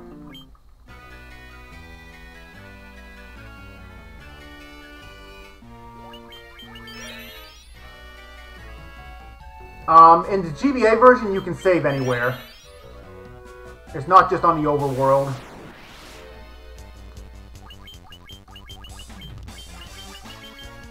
This one's probably not worth doing, but I'm going to do it anyway. Because again, everything here is... Oh wow, one of us actually went before all of them did. Please stop punching the white mage.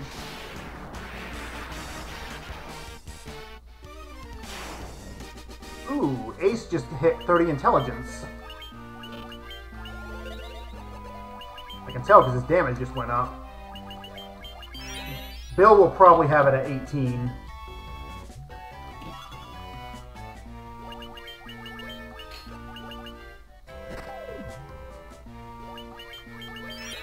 Okay, this is a forced encounter right here. I'm going to do the same thing. I'm just going to do run, run, and fire, fire. Whichever one happens to go off first is going to be what happens. Provided we don't keep getting paralyzed.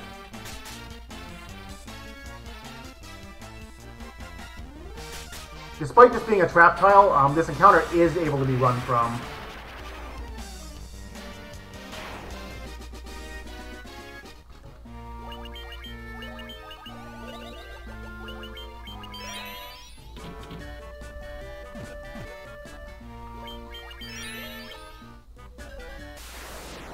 What do we got? Winter wolves. These actually aren't that bad to run from, despite being wolves. These are probably the easiest ones to run from. They, however, do have an Ice Storm attack, which has a super long animation that I never want to... Oh god, that's the 1 in 64.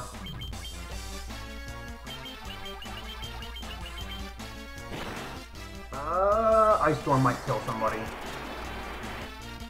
Ice Storm might kill a lot of somebodies. I'm gonna reset that at this point, because the white dragon probably would have killed me on the next turn.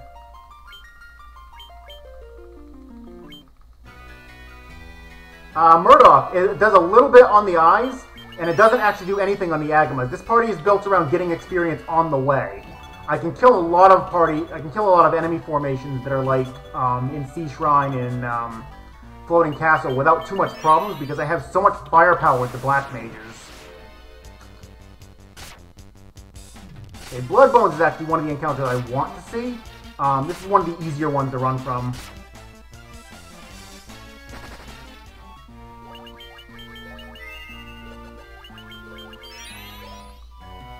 You can run if somebody's paralyzed. Status effects don't make any difference in your escape rate. Okay, this is unrunnable. Frost Giant and Frost Wolf is always unrunnable no matter where you run into it. There's a set of them here, there's sets of them outside of Onrak, and there's some of them in the final dungeon.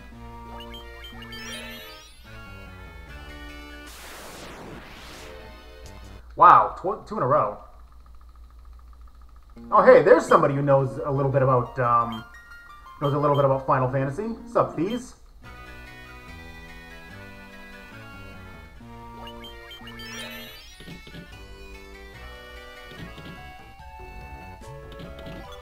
Got some extra money here. Pisco Demons. Don't want them either. I could one-shot them with one of the Black Mages at this point. The one with the 30 intelligence actually can just straight up one-shot them guaranteed, but they're still way faster than I am, so they'll just eat time with their attacks. Please, please, game. We were having a good ice cave until now.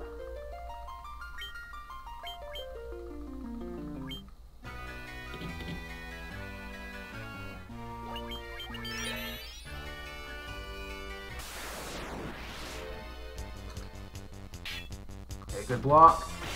Okay, no stone. No petrify. Perfect. Oop, over too far. I want this. And I want this.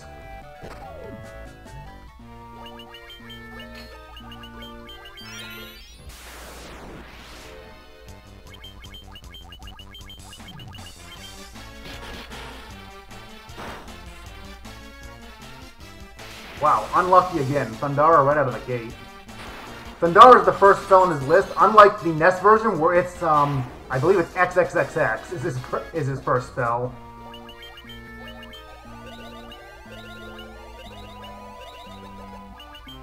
So I'm going to be grinding to about level 24.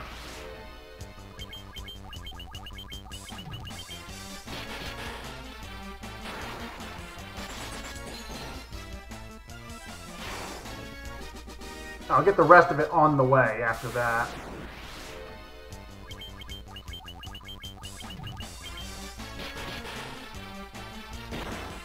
That's what I want to see. Physical attacks.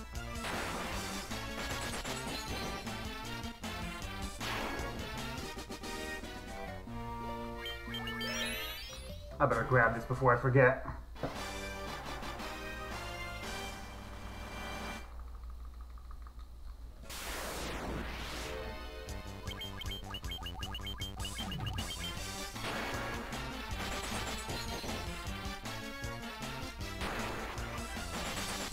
See, that's what I want to see. I want to see two characters go before the eye does and just kill it before it gets an attack off.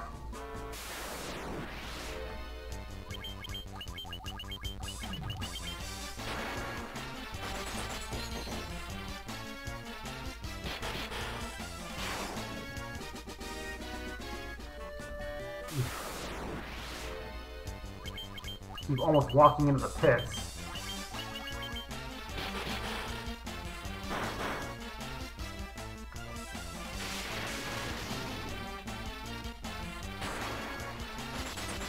I'll have to heal after this one, then probably restore her MP because she's running low.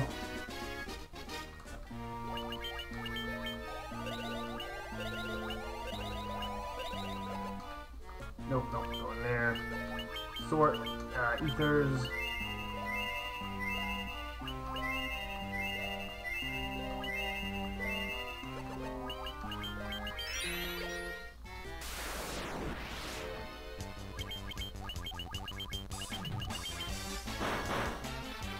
Good job, White Mage. You show him with your 2 damage.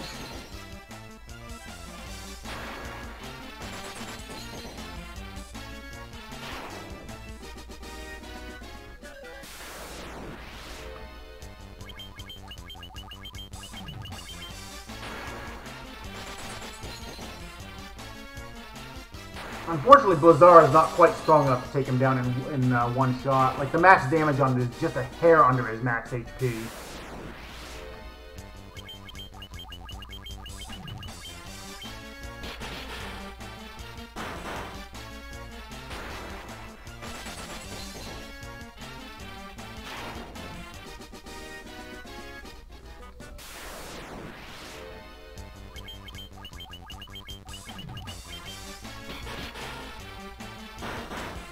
Dan is almost getting to the point where he might be able to one-shot them.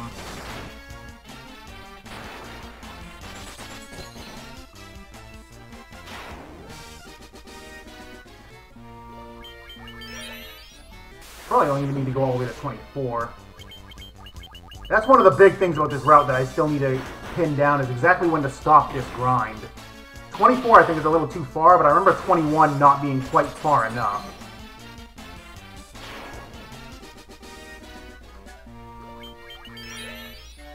I might stop at 22 and just go with it.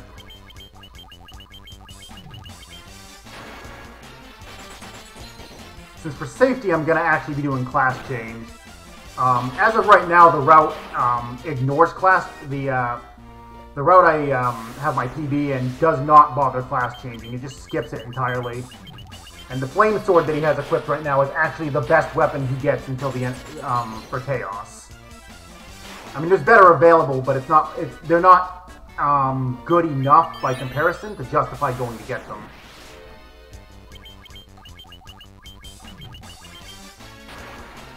But the biggest things to take out of this grind are basically money and being high enough level so they can learn level 5 spells, and having at least 30 intelligence on the black mages.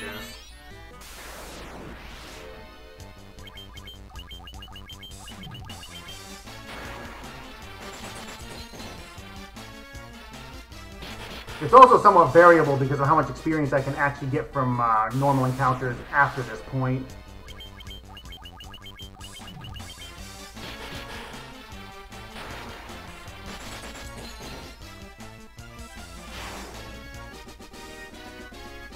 That's 22 on the mages right there, I think.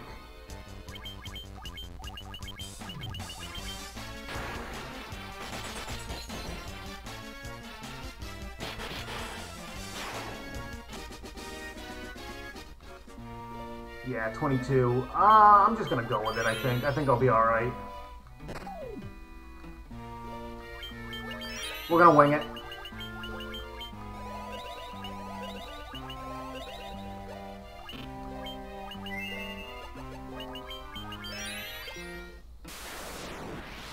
Have to do this encounter again.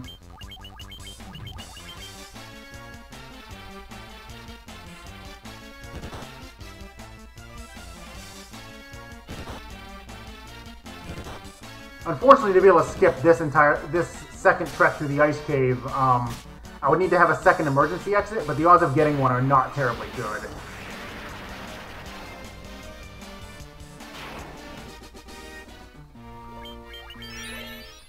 Like, it's a 1 in 6 chance to get an emergency exit out of the 15 puzzle game.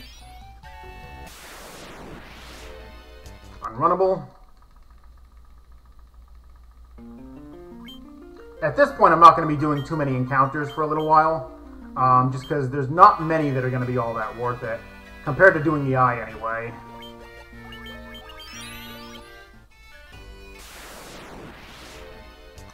These are runnable, but that can happen.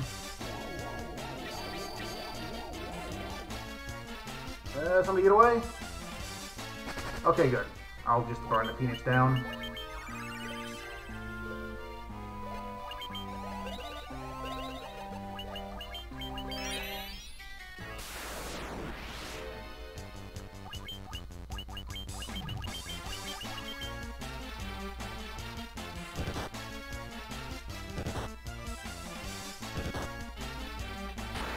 Oh, well, Black Mage went first, so we'll get a kill here. In these cases, it's kind of worth it just because it's either I'm going to have to save scum out of it, or I can actually kill them, or I can run away. And it's just basically RNG on whether I can run away or get the actual experience out of it. Alright, done with Ice Cave.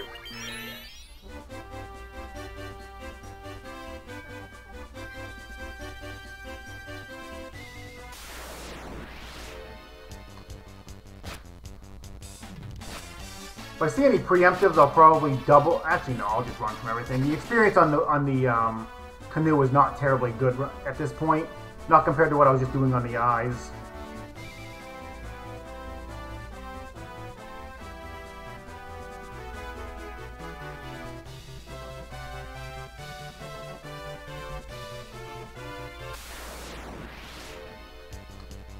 Ooh, some poisonous nachos here.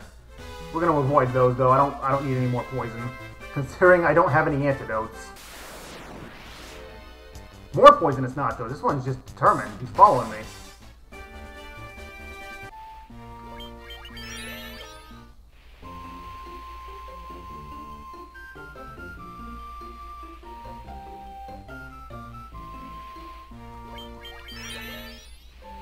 So I've actually been playing around with it. And as of right now, my theories are showing that it's actually faster to... Oh, wow, that would have been a good amount of experience earlier. It's actually showing that it's faster to get the airship and then fly to ordeals and make the long walk than it is to actually sail it. Sailing has fewer encounters, but the encounters are not very easy to run from. And if you actually just walk it, it's quite a number of steps less. In terms of straight up walking, it's a lot less. And it feels like it's a little bit faster. But I need to actually sit down and time this whole part out. This is like one of the big sections that needs some timing. But as of right now, I'm theorizing that it's actually a little bit faster to get the airship and then fly over and then walk to ordeals instead of sailing there with the ship and getting off at the river near ordeals itself.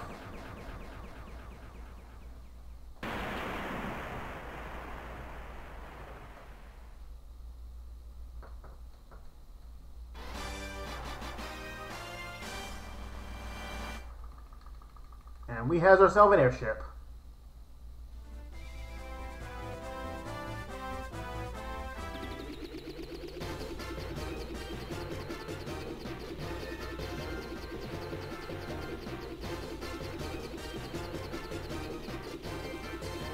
I think it was faster to go west there and not east.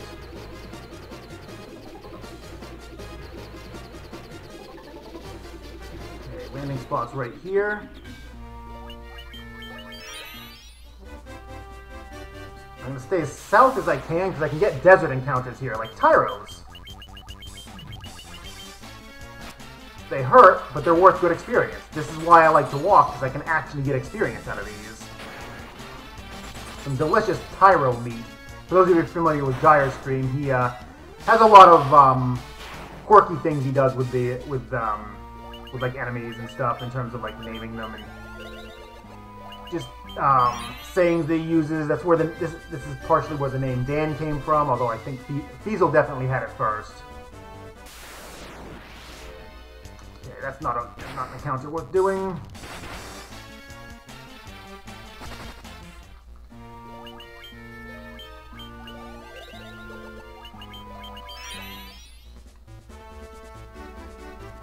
But the joke with Dan is that he spends a lot of time dirt napping, which is why we named... Oh, wow. 3 worms.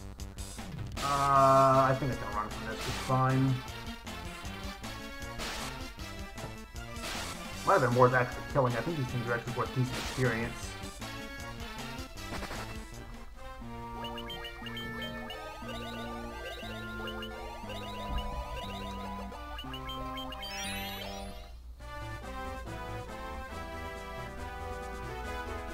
Ah, in this version, it's an Allosaurus, but in the NES version, it was called a Tyro.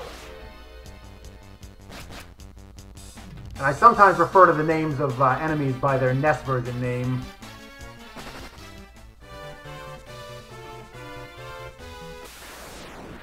And of course, in the last square.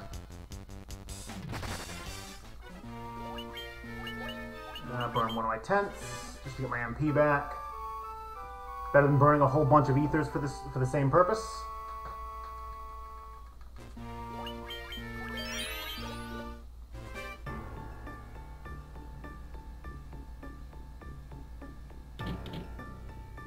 Oh, whoops! Forgot. Gotta actually talk to this guy.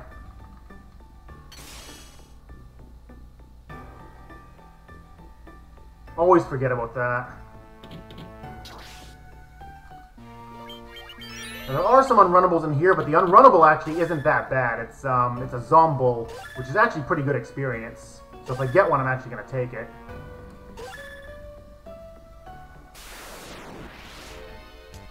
We will not take Medusas, though, because they're not worth all that much. Especially only 2 of them. Oop, down. Next one's the up.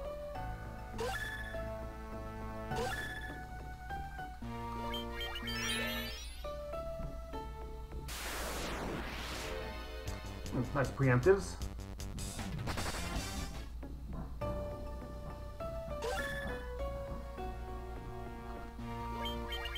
Alright, second floor. There's going to be a 4th encounter through the door up here. Wow, the preemptives! Holy crap. This encounter's forced.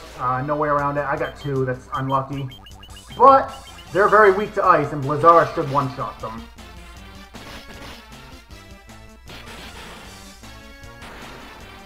My mages both have over 30 intelligence, so they can just straight up one-shot them with that.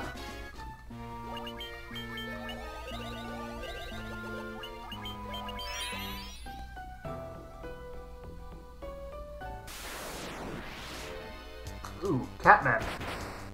We don't want those. These guys are resistant to all elements, and are just generally a pain to take out. In the NES version, they're straight up dangerous.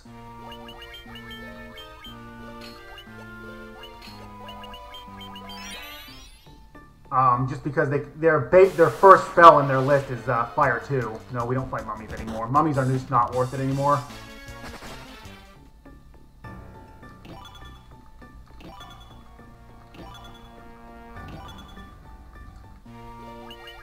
Okay, last time I'm going to sort these.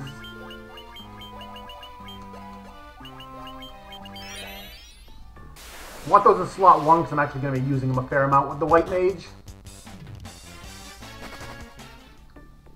Oh, Dan is an acronym. It stands for Dirt Naps Are Nice.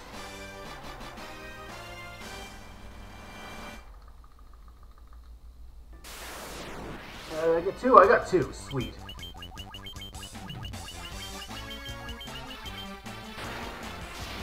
I'm lucky both black mages will go first.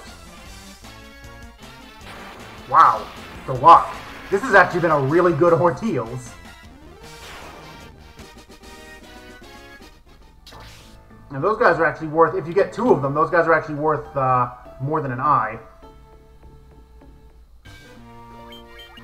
So that was pretty nice getting both of them and the black mages going first there.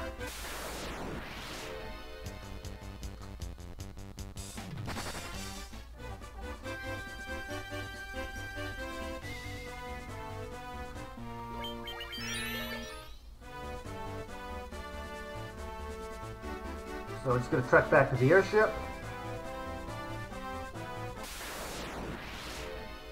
Ooh, sandworm.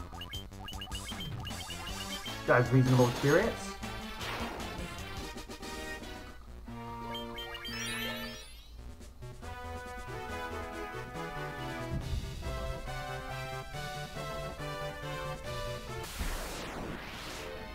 Ooh, Desert Beretta. This guy hits like a truck. So I might lose a black mage if he goes after one of them. Or at least I'll lose Bill. That was a light hit.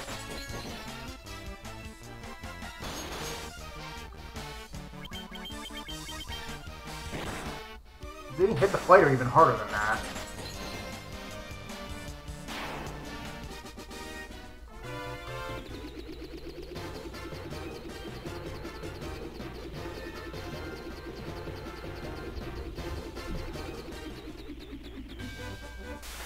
Oh wow, an encounter here? That's rare.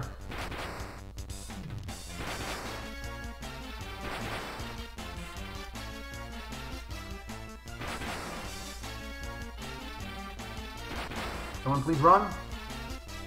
That's better.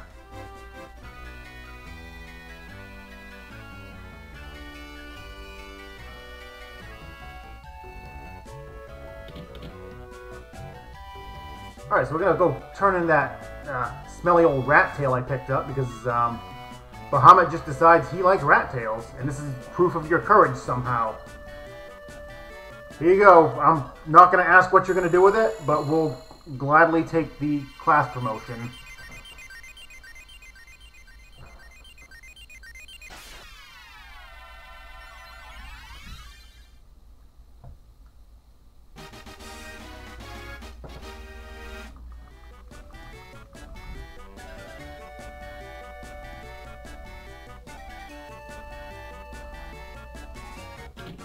Alright, let's get out of here. Then I'm gonna make another trip to Melmon, get me some level 5 spells. So I can actually learn the warp spell this way. It's gonna allow me to save a little bit of backtracking in Waterfall Cave. And in Sea Shrine.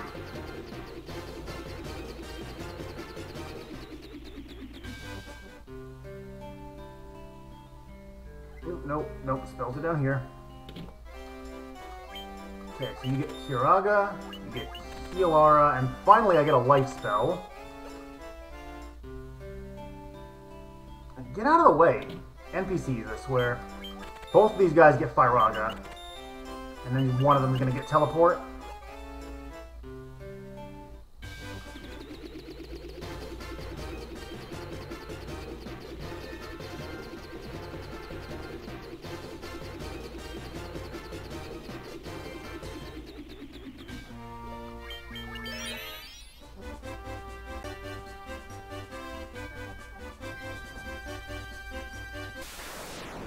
Okay, so a little more canoeing here.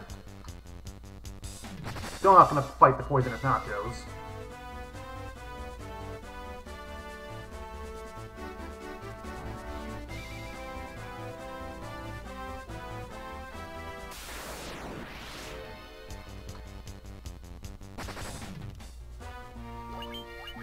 Run another tent, get some MP out of it.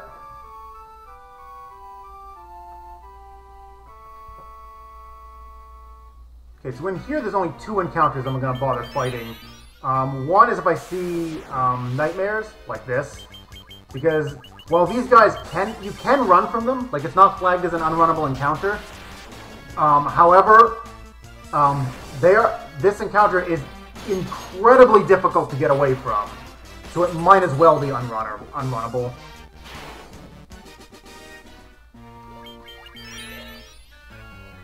But there isn't really that much in here that's actually, like, scary or anything.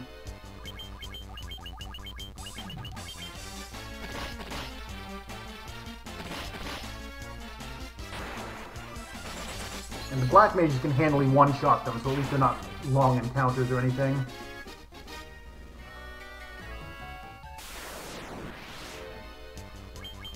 I'd like to see other enemies, though, because I don't want... Like, I don't want to be dealing with these guys every single fight.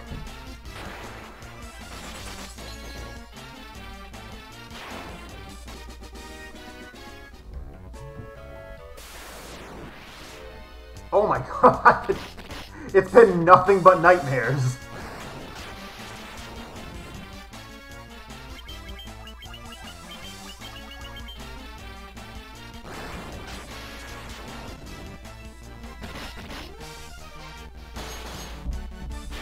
Good prep.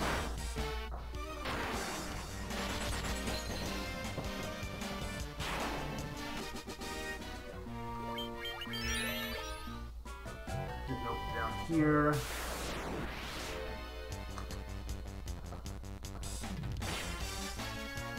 This encounter is more just annoying. It's not hard. Unless that hits, then it instantly kills somebody. But that one's actually a pretty rare encounter. It's only like 3 in 64. Okay, this one I will actually take, despite the fact... Oh wait, no, I need Firaga.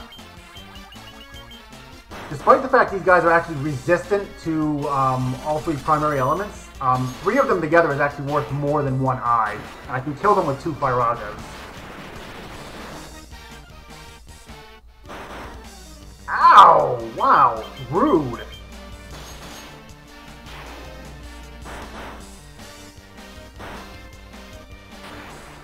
I don't think I've seen a hit that hard out of them.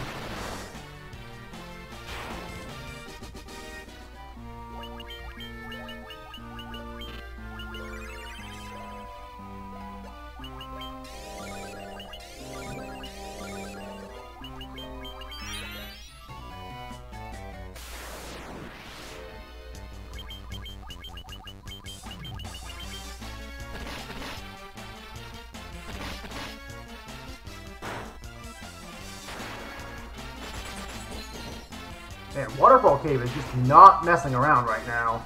He wants me to fight pretty much every single encounter. I've had 2 encounters that have not been nightmares.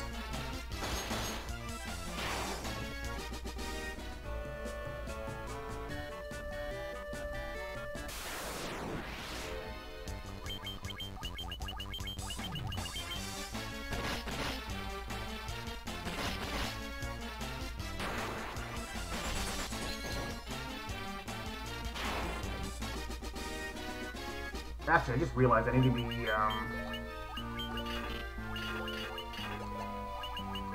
to actually be getting ready to kill him off, because I need the mages to start getting more experience. So I actually want him taking a lot of damage.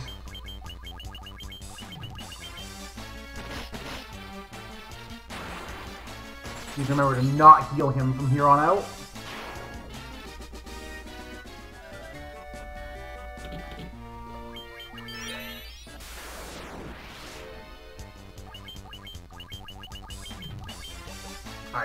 Yeah, I actually need Firaga in order to get the Mummy Kings.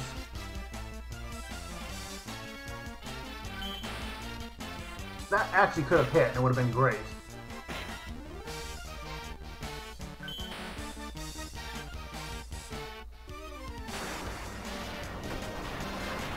The Pyralisks are actually resistant to fire, but they have so low HP it doesn't even matter. Okay, that'll sell. That's important. There's a lot of money here, and then there's the Defender at the end that I'm not going to bother equipping.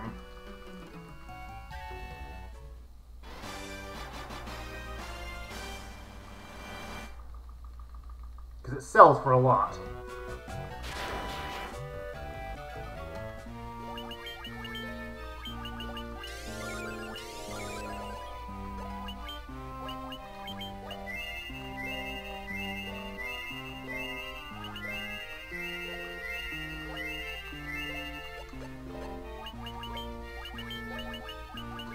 Use this to get out, so I don't have to walk all the way out of there. Nope, no out of bounds bat, sorry.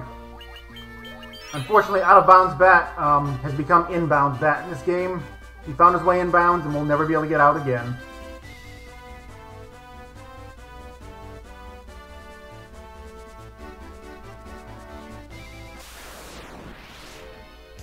Ooh, nice ambush. Feel free to kill Dan off there. Perfect! Let's get out of here.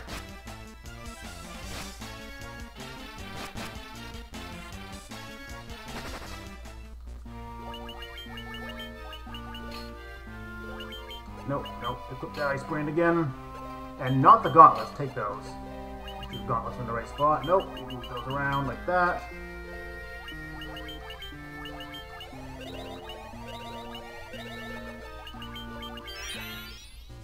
Alright, so Dan is going to be doing his usual job for a little while, because the mages need all the experience.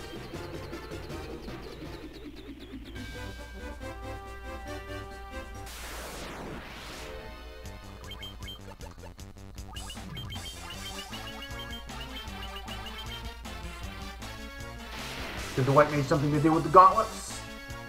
It's at least better than just punching it for like 2.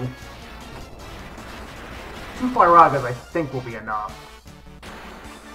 Along with that Bandara from the mage, from the white mage. There we go.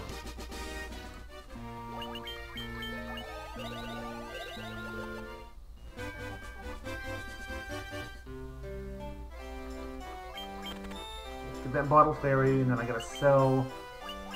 Coral sword can go. The silver armlet can go. That flame sword can go.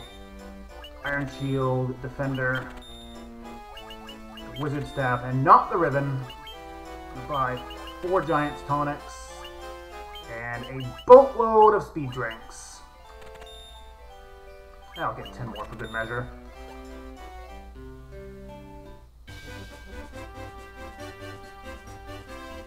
I can tell I did more leveling than I usually do on the eyes, just because I usually get in there and I'm a little, not so much tight for cash there, but I'll be tight for cash when I get up to Gaia.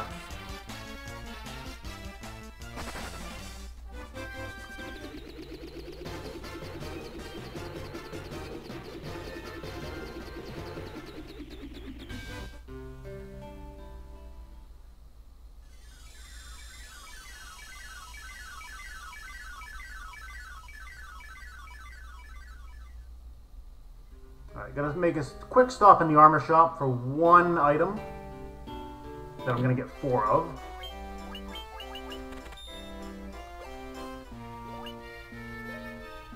Actually, I'm gonna buy 1 ruby armlet as well.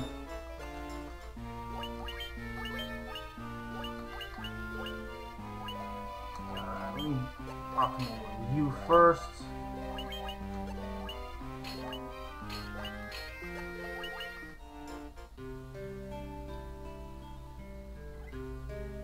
Iron armor is just as good as the ruby armlet. It just has less evade, but he'll be getting better armor later on.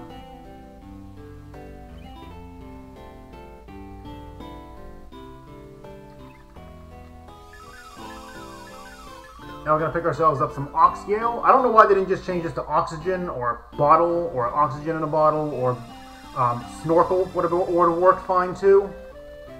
So I'm not really sure what an Oxgale is. We just know it gives us oxygen so we can breathe underwater.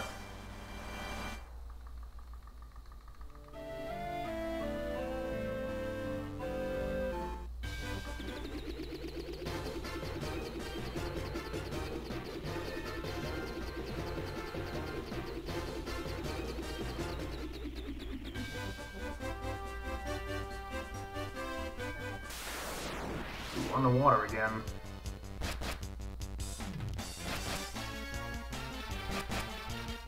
Ooh, Bill, getting close there.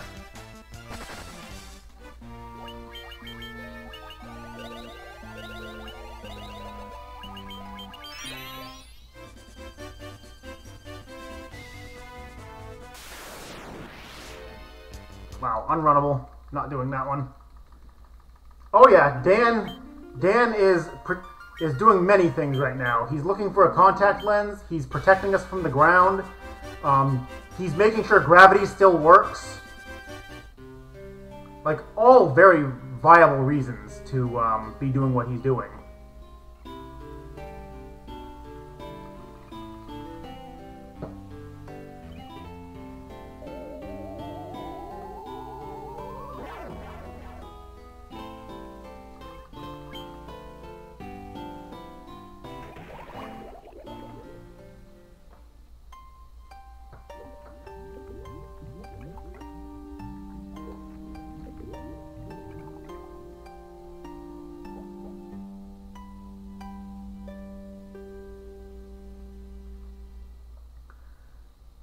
Alright, Sea Shrine. So, there are some encounters. There's one particular encounter in here that I never want to see, and that's the Sahagin battles. Sahagins are awful to deal with. Because the one in here is unrunnable. There's 9 of them in a fight, and they're all faster than me. And the experience from it is terrible. However, the experience from this is good. So we're going to actually fight this one. White Sharks are actually really, really good experience.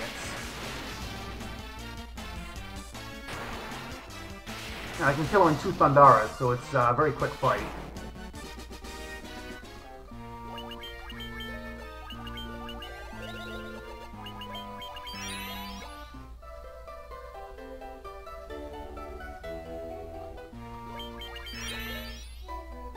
So for a lot of these floors, I'm actually going to be doing a lot of save scumming in case I run into one of those Sahagin encounters. Yeah, I'll do one. One isn't really all that worth it, but it's not bad either.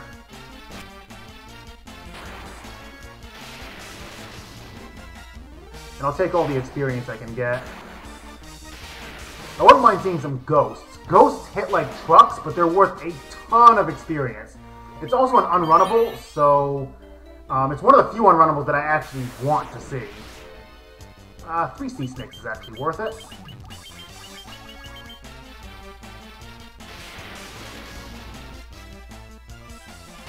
The Sea Snakes are not that fast, so I can actually get off before they do, and it only takes 2 Thundaras from any source.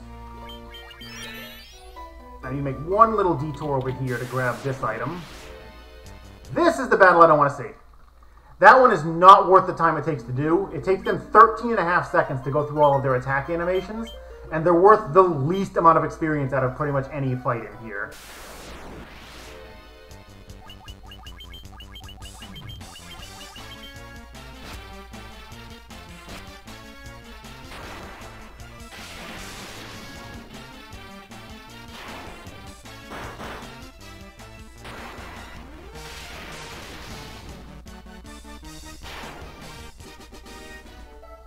Nope, go in. Okay, Mage's Staff, I'm going to move that up to this position. We'll put the underneath it. That way the White Mage now has a Fire Elemental attack to work with as well. Oh, Ghosts. Hi.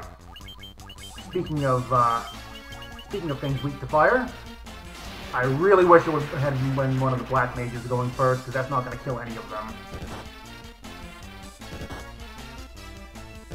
Wow, rip White Mage. Black Mage is good experience, at least.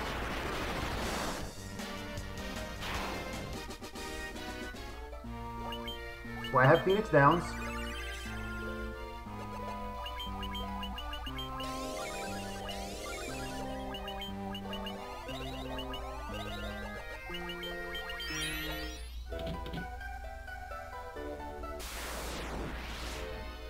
This is also unrunnable, but that's actually fine because they're weak to ice. And this is actually pretty decent experience in and of itself.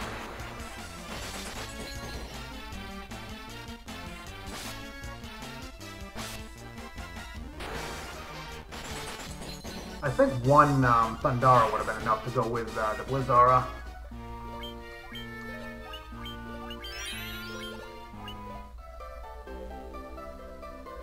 Nope, didn't make it. One more. Oh, of course it gives me that one.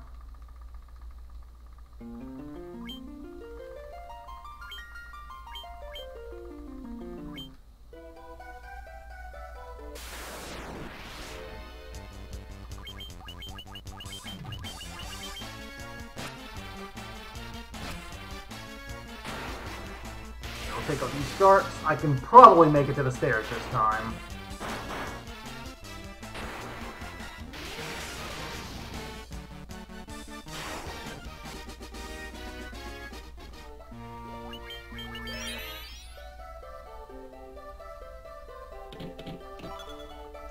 Diamond armlets.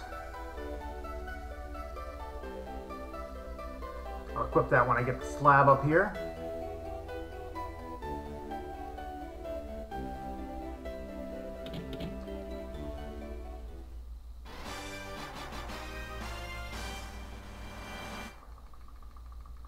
Gotta pick up this diamond helm as well. We'll give that to Dan here. And we're just gonna teleport back 2 floors so I don't have to deal with the encounters.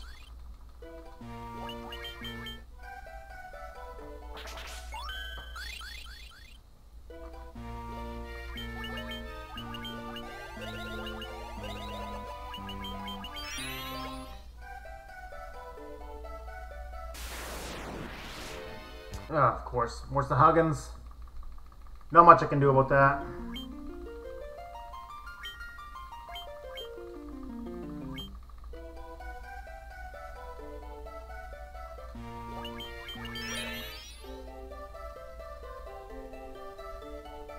Alright, made it down to the 2nd floor. Still a few more floors I can run into those Sahagins. Oh, nice.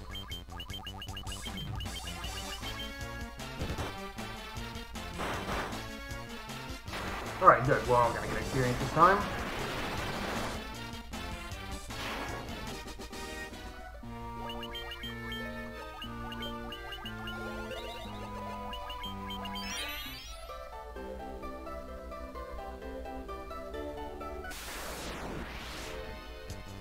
This encounter is not worth doing. 2 sea scorpions and a sea snake is just not enough experience to justify doing it.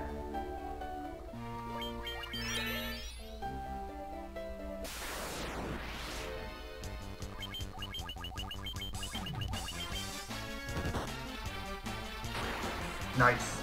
Got a full 5-pack of these, and no one died.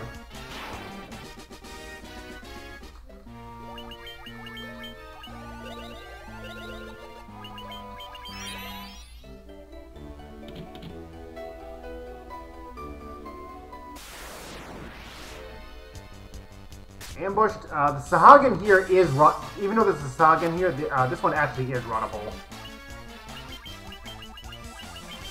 And these sharks are still worth a lot of experience. This is like one of the best experience encounters right here in the entire place.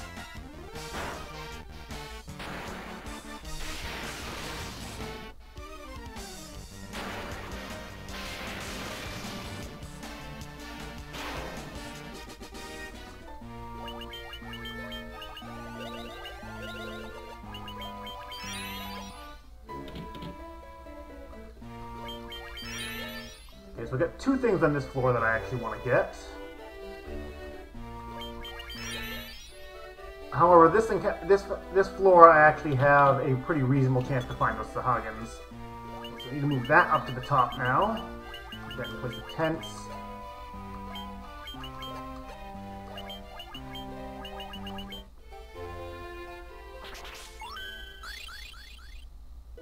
We'll teleport back to the beginning of the floor because it's a little bit faster than walking it.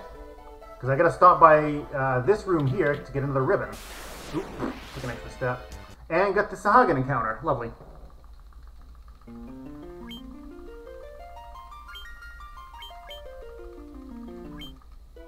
Yup, Dan is doing what he does best. Sahagins, please. This is a good sea shrine until, like, right here.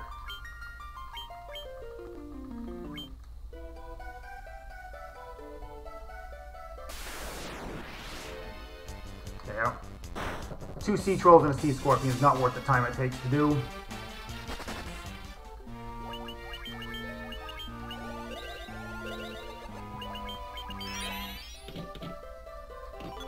Okay, 2nd ribbon. I'll equip it right before Tiamat.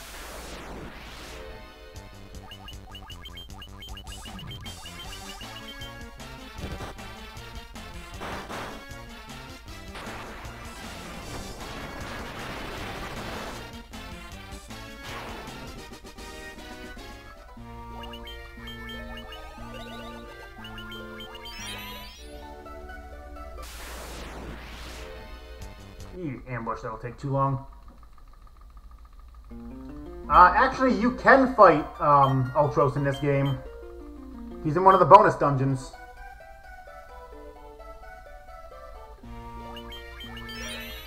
Alright, no more Sahagins on this floor. Don't have to worry too much about... oh, that's actually a good one for... this is actually a good experience.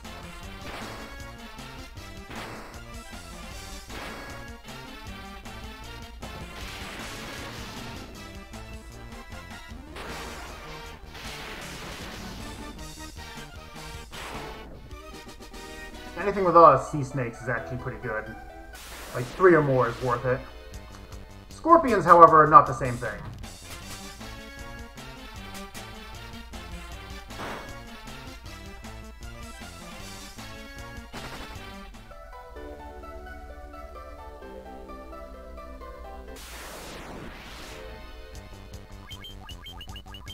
I'll take the one of them.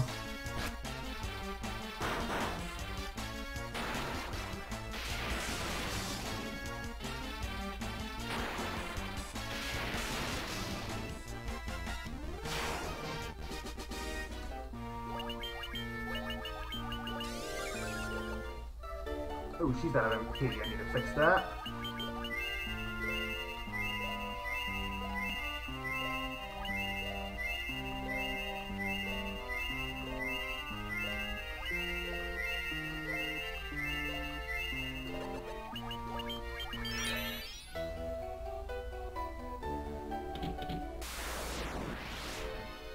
No. One snake, one troll is not enough.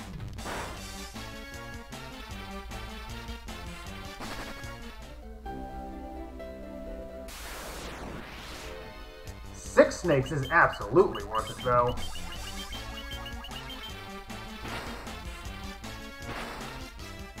If I can actually get turns, that'd be great. There we go, there's one of them.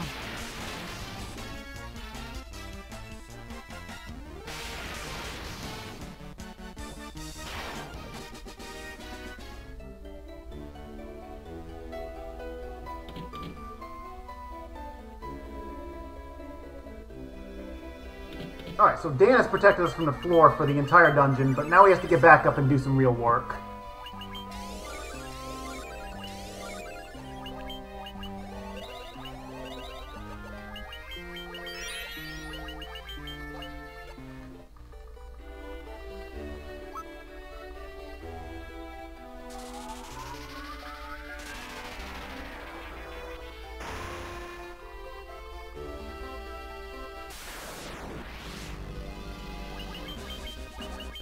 Oh, where did those speed drinks go?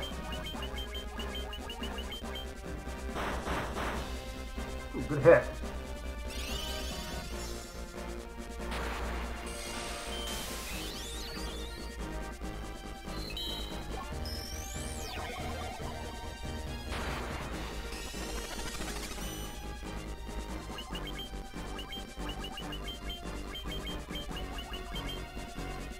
Oh, good. Yeah, just what I wanted to see.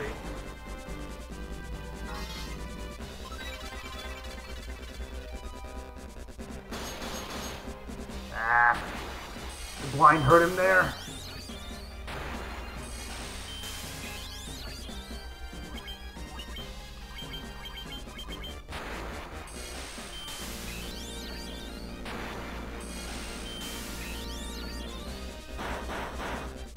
Ooh, good tank, White Mage.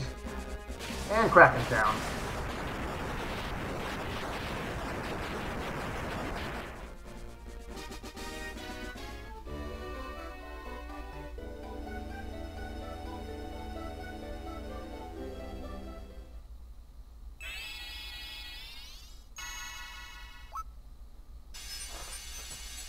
And water crystal restored. Thanks to the power of Dan.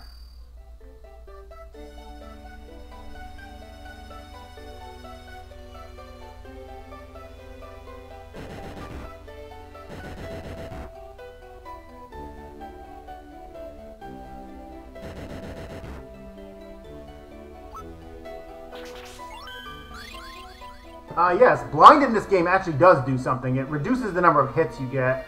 It's not super effective, but it does make a difference in that fight in particular.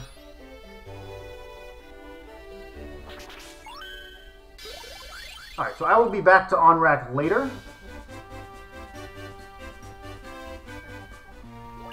Actually, I don't need to kill Dan off just yet. Okay, gotta make another trip back to Melmond. Gyre's least favorite city.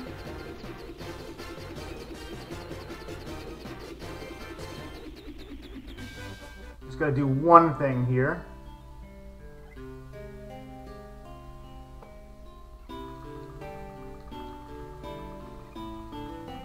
This guy's going to teach me how to speak Lufenian by translating the slab. It says Rosetta Stone, but we all know it's actually called a slab.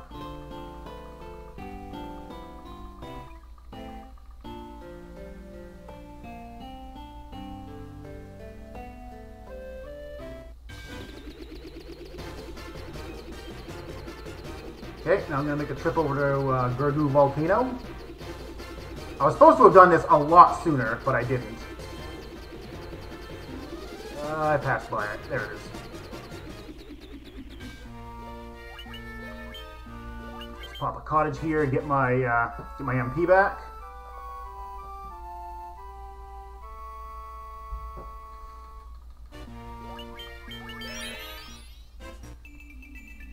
So I'm going to be aiming to walk on these damage tiles as much as possible because you cannot get encounters on damage tiles.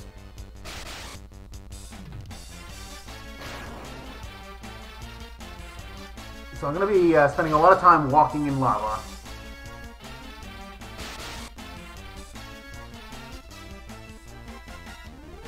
Oh, come on. You guys can run better than this.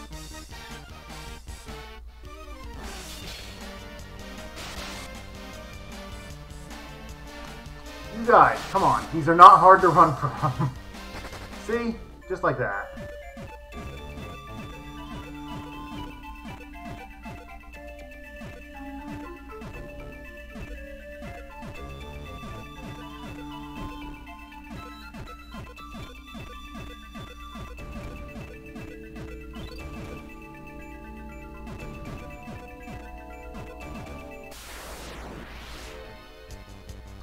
This might be the unrunnable, so I'm just going to do it anyway.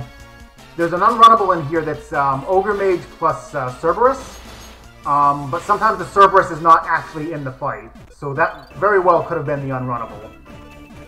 And rather than try to run from it and fail, it's better to just kill him and deal with it.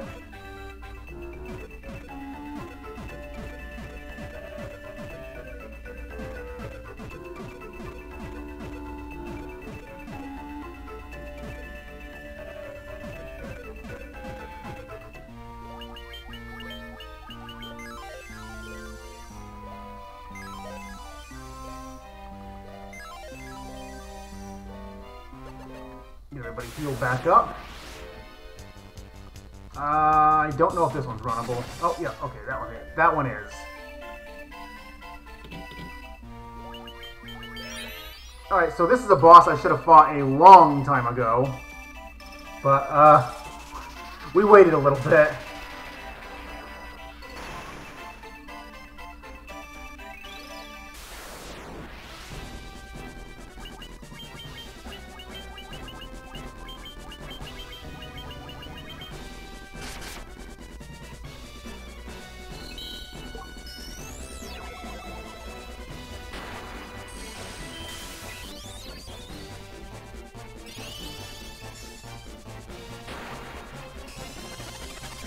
And, well... Oh, I jumped the gun. If he'd gone last, that would have been a one-shot.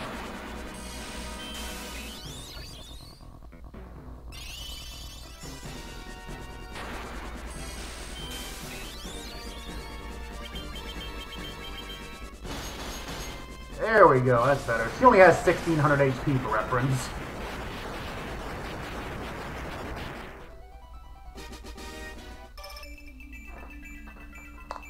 And, well, now Fire Crystal is taken care of.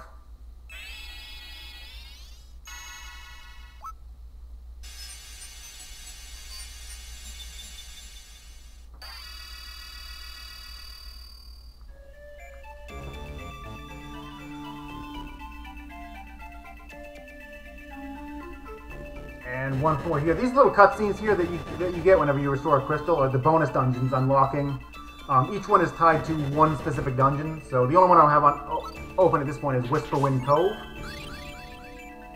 which is the air dungeon, just because I haven't done Tiamat yet.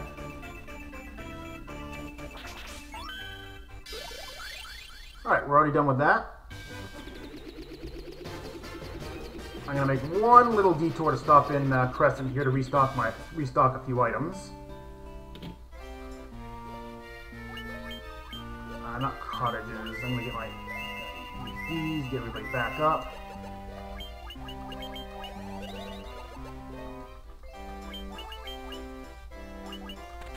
That was up to 20. Max out my ethers again. Max out my high potions. And I'm gonna buy a couple of spells. Ooh, huh. Didn't realize I was that low on money. Alright, I can fix that. At least I hope I can fix that. And 26k. Alright, good.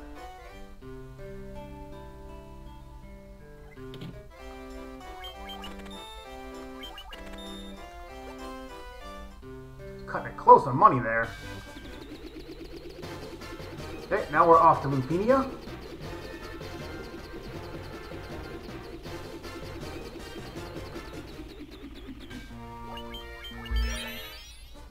Mages are already looking really good for experience. Oh look, another Tyro. Except we're a little stronger this time.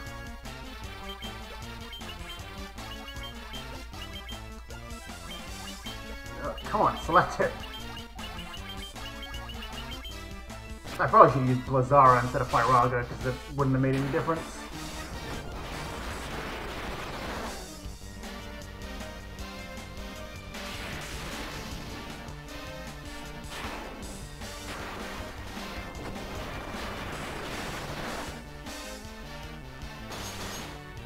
Yeah, I could have used Blazara there and been fine.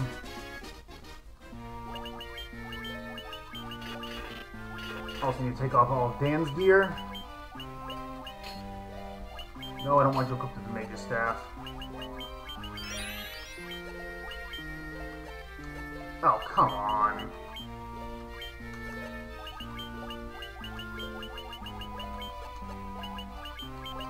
There we go. I want my inventory organized like that, so it's a lot easier to get the usable items at the top, so it's a little faster on the menuing. Okay, this encounter is not worth it.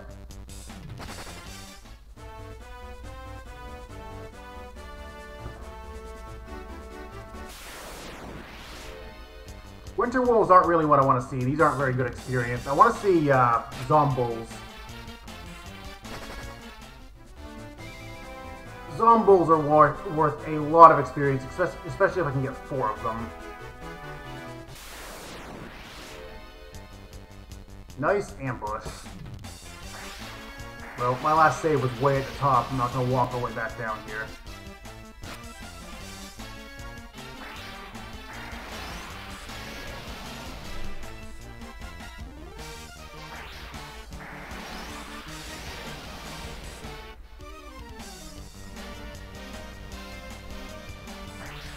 Plenty of damage on Dan, though I'm a little worried about the mages right now. There we go.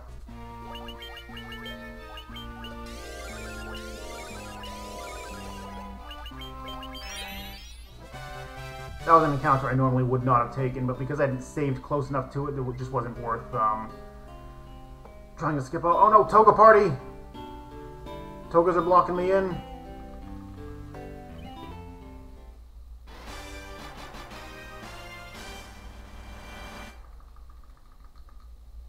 Can I walk out? Oh nice, I'm gonna be able to walk out for a change.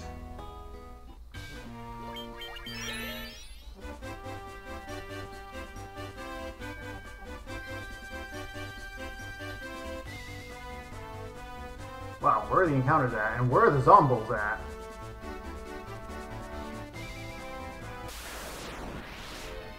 Those are not Zombuls. They're not even worth the time it takes to kill them. I didn't see a single Zombul on this trip. I want my money back. Berettas are not really worth it. Not compared to Desert Berettas.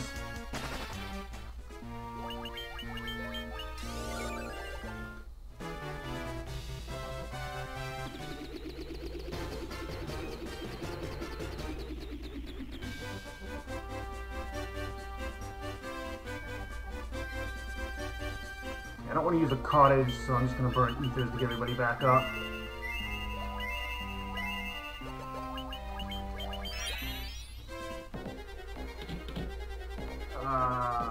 Yeah, I want Aegis Shield. Hi.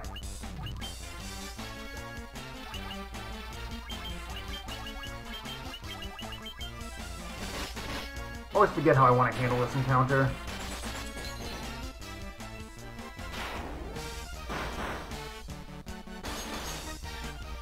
Wow, nice hit, Dan.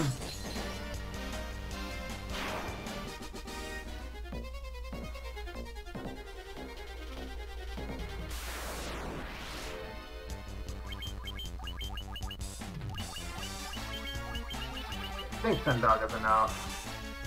Come on, hit Dan. Hit Dan. Dan. That's fine. Hit everybody but Dan, I guess.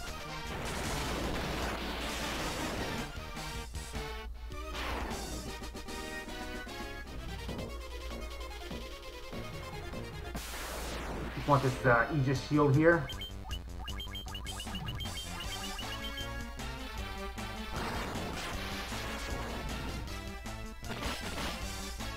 There we go.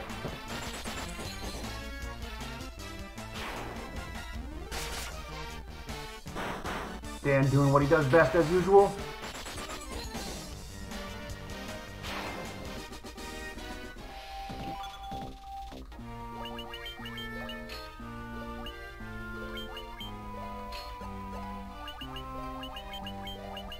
Just teleport out.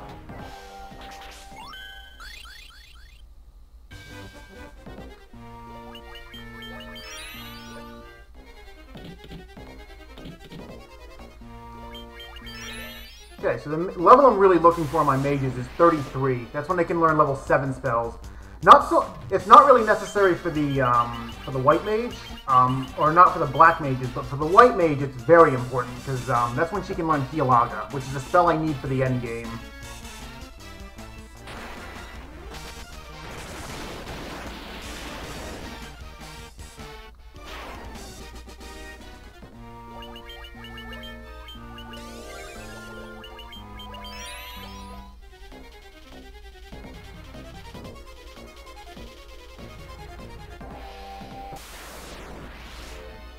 Ooh, vampires. Yeah, I'll do Mage's Staff on this one. Firaga sometimes won't kill all of them. Like, it'll just miss in terms of damage sometimes.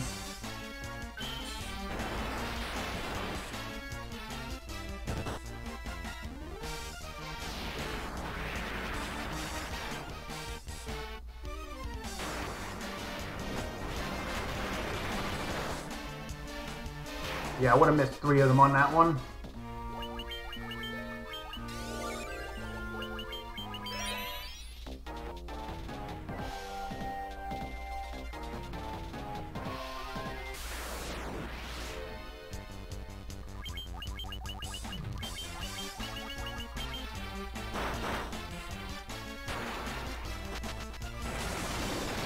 Yes, exactly.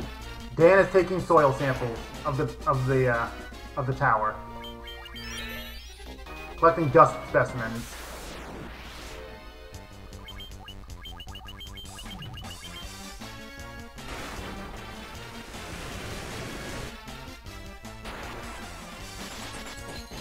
Ace's HP is starting to look pretty good. Bill, on the other hand, is a little on the short end.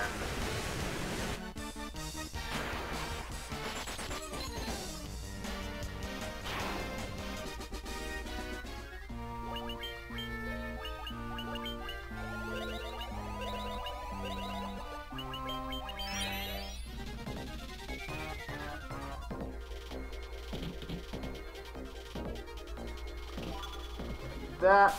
I need this item too. That's not worth doing.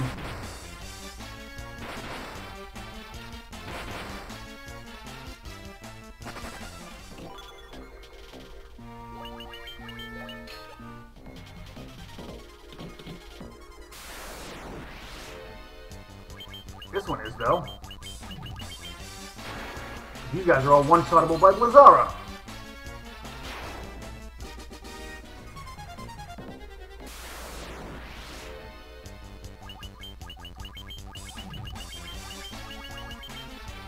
Unfortunately, vampires are quite a bit faster than we are, which kind of sucks.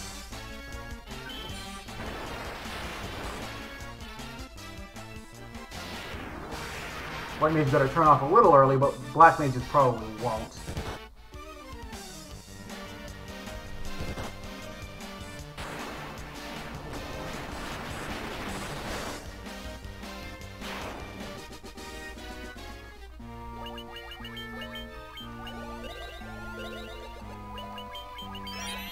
They're only 2 levels off on the white mage, so we're getting very close.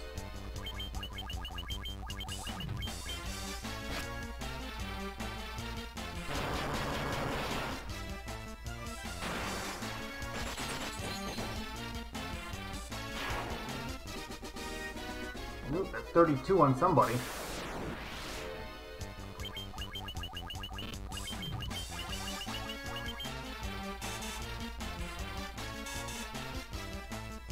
Thankfully, these things don't do that much damage, and Thundaga one-shots all of them.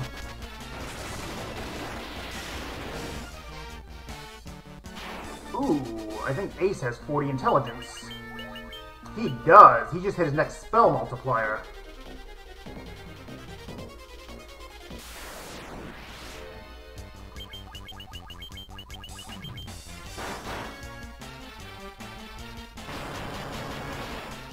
That's actually really early to see it in the low 30s. Usually that's like a mid to late 30s thing.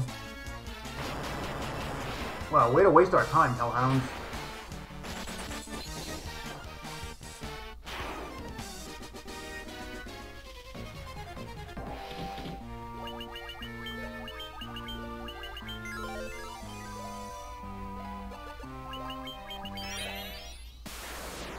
With this thing, this is a fourth encounter. It's unrunnable. And it's resistant to lightning, seeing as it actually uses lightning. So I can't cast Thundaga, but I can cast Firaga, and I can use the Mage's Staff with Cal.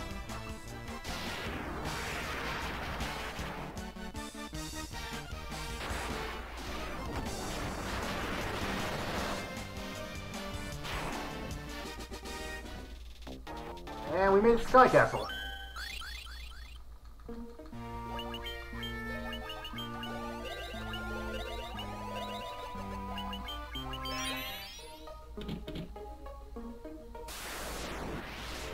Oh look, the eye.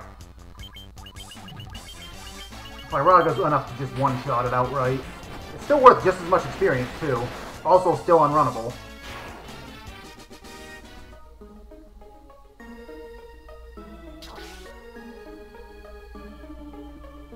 Okay, I need to run over here.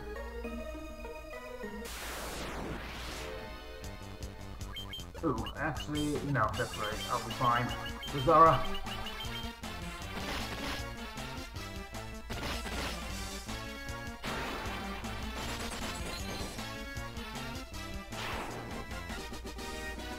Ooh, that was a 30. That's 33 on one of the black mages.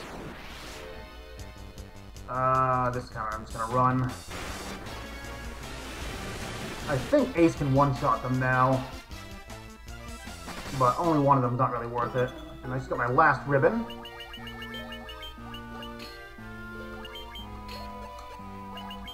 Of course, we'll move it.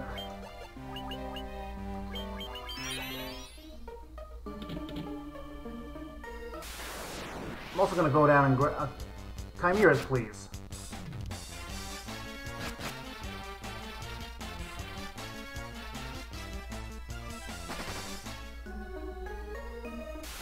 I'm going to go down and grab the white shirt real quick. I'm going to want that for the white mage for the final battle.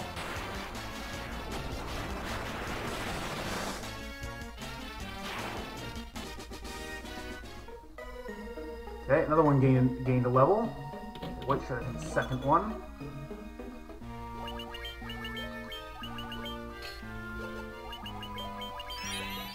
Okay, I need one more level on the white mage. Please, single chimeras. You are not welcome.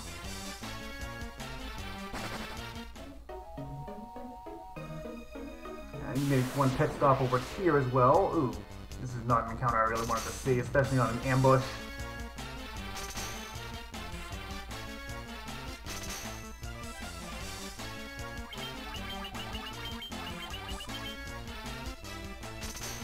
These guys are all relatively fast compared to me, so they're all going to get their turns off sooner than I will. Well, actually, no. One of them went a little slow that round. That was good RNG for a change.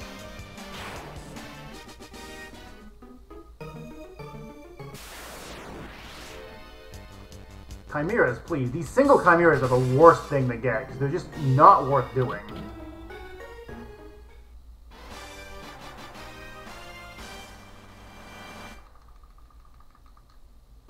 have to remember to go get that sword, too. I didn't put it in my notes, and I forget fairly often.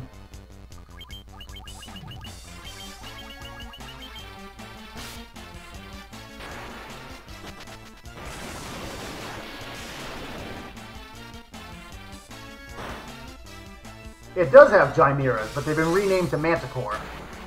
Or, no, it's Rios. Rios has been a new name for them. Alright, that is 33, so I'm all set with that. Let's get Dan back up, so he can actually start partaking in the experience.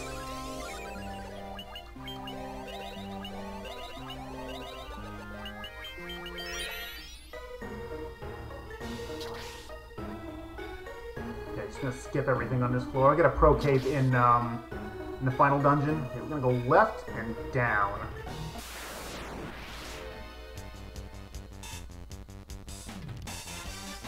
Not gonna do this encounter. Those are pretty easy to run from. Ooh.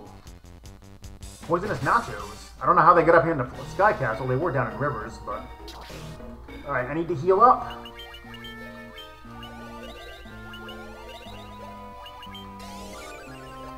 And I need to get my MP back.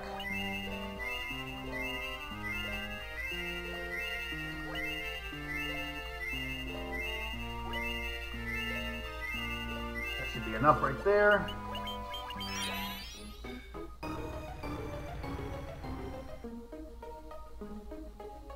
Wow, no encounters on the bridge.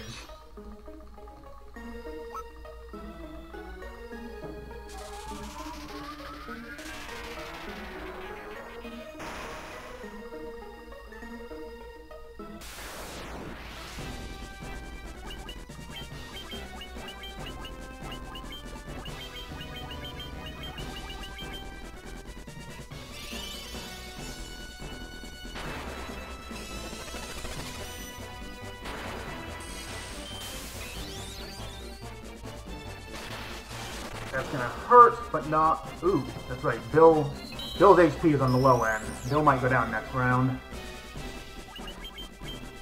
I want to heal Aura here.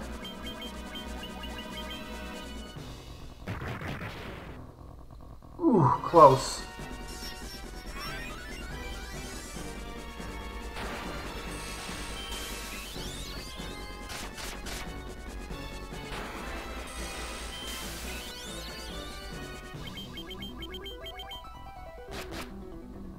Nice bite.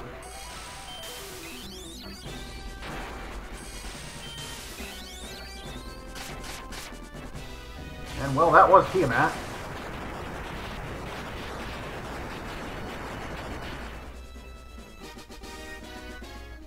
Dan got a level off of that.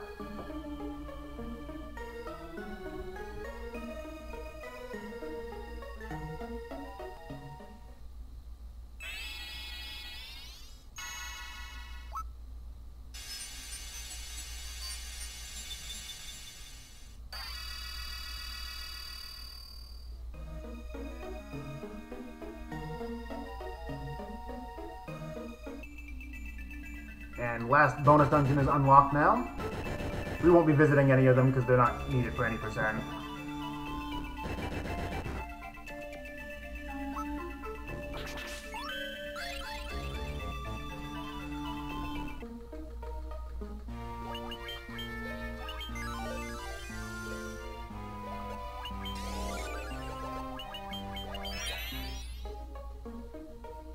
And no encounters up here at all.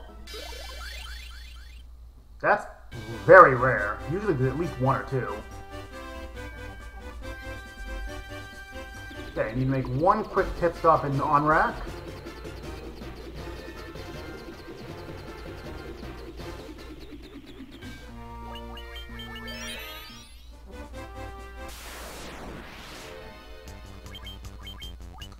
Actually, no, I'm not going to do this one. This isn't worth quite enough.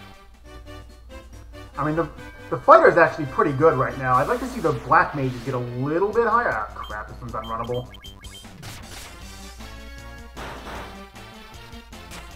Wow, really?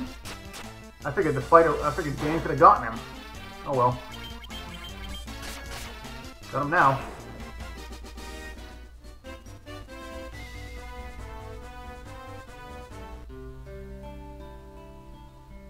Just one quick pit stop. Grab Hialaga.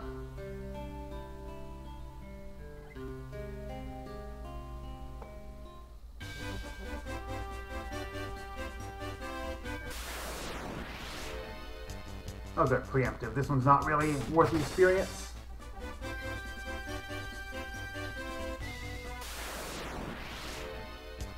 Nope, one of these by itself is not worth it.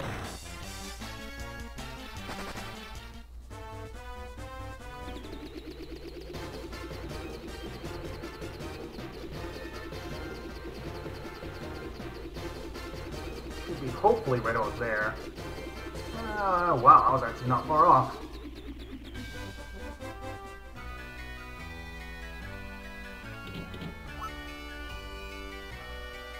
Make sure to turn this thing in.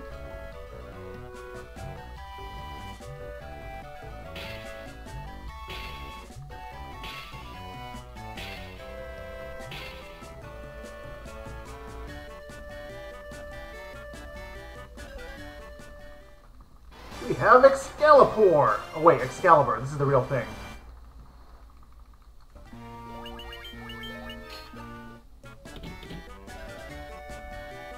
Wow. I forgot train tracks actually block my path.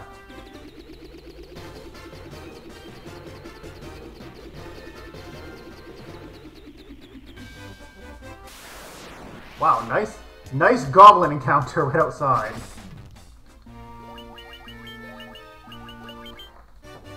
Pop a cottage, and we're gonna head on in.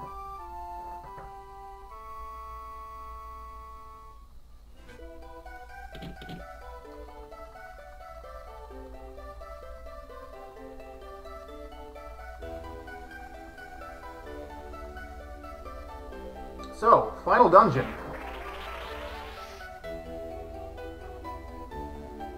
Lots of encounters here that I don't want to see, because they just take forever to do. A few that I wouldn't mind doing, but a lot that I don't want to see.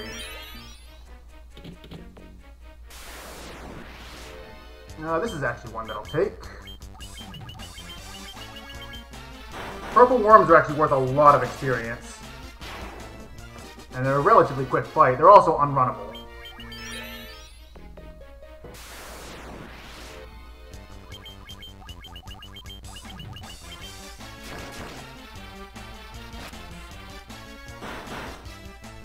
Wow, white mage kill. Go white mage.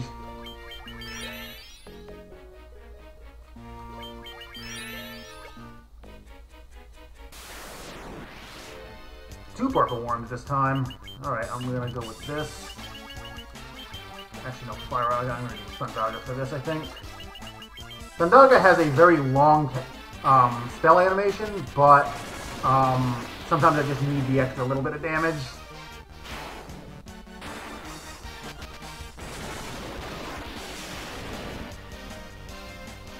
Yeah, I would have needed both. At level 35, the Black Mages get another guaranteed strong HP gain, which is what I'm kind of looking for. This floor I can get Gas Dragons, which are worth ungodly amounts of experience. I actually don't want to fight this. Flee, flee. I'll do Thundaga because I think it'll one-shot them.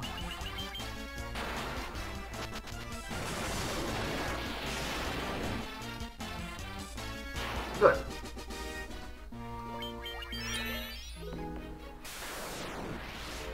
Hey, Gas Dragons.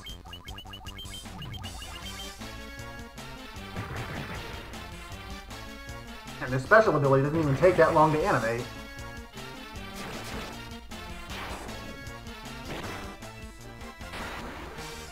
Well, this is gonna be like 3K experience for everybody.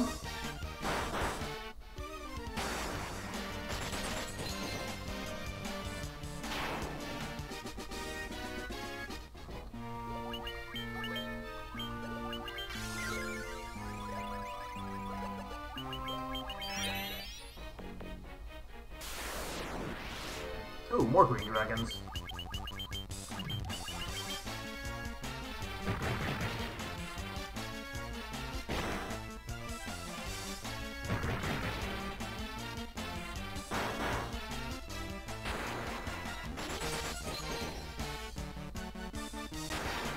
Oh, good.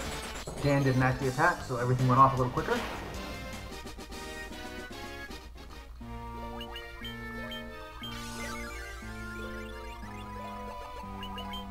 Okay, at this point, I'm probably not going to take any more encounters. I got as much HP as I'm pretty much going to get. Okay, that one I'm not going to do because the animations will take a bit longer than I want them to.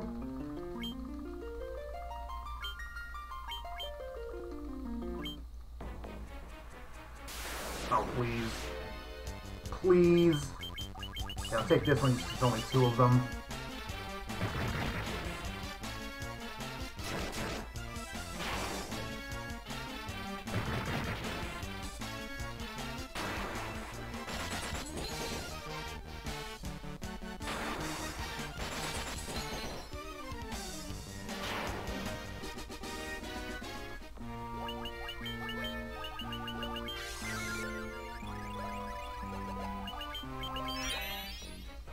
Alright, now I finally get this stupid encounter.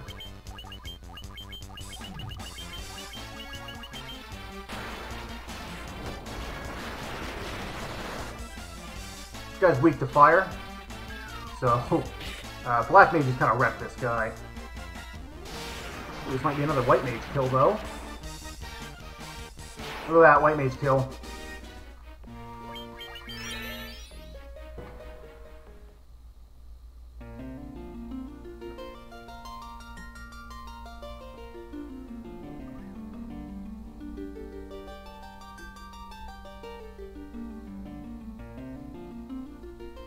Play that loot, get the staircase open. I'm gonna go get safety elixir up here.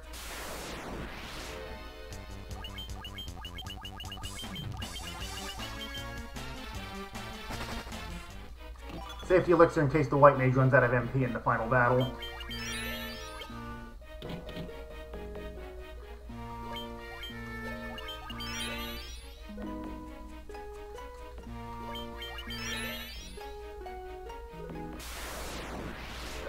That's unrunnable, but that's fine. Because they all go down to 1 Firaga.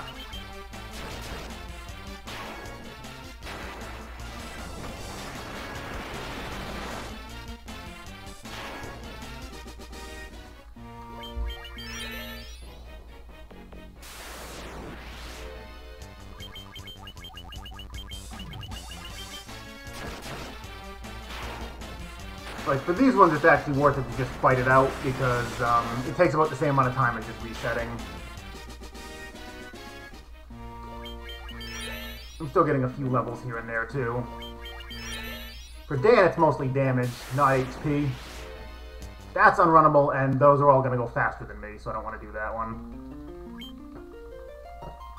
And I can't one-shot the Ice Giants, either.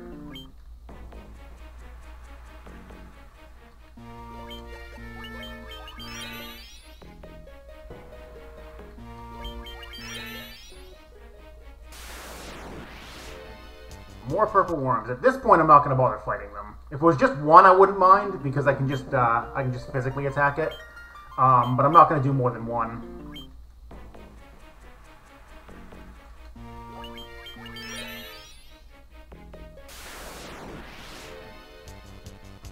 Not going to try and do 4 chimeras because those are all faster than me.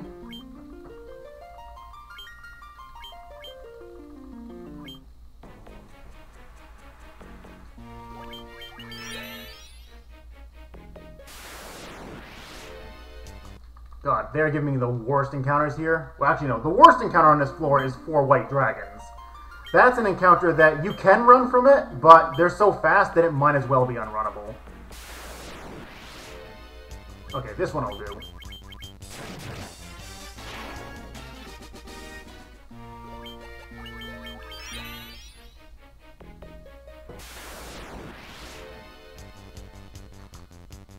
Yeah. I wait for the first action just to see if I happen to get a turn to try and run. If I do, I'll let it go through. If not, I just reset. Because that encounter takes way longer than it needs to finish. Ah, last step. Ambushed by white dragons. Lovely.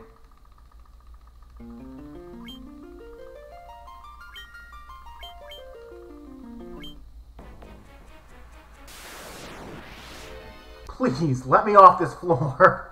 This is the worst floor right here to deal with.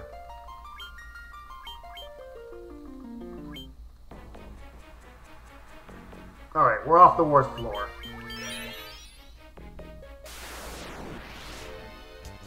That's an unrunnable that I don't feel like doing.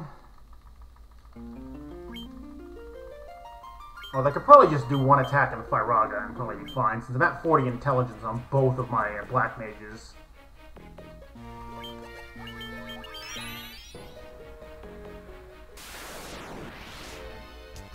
Do not fighting golems under any circumstance.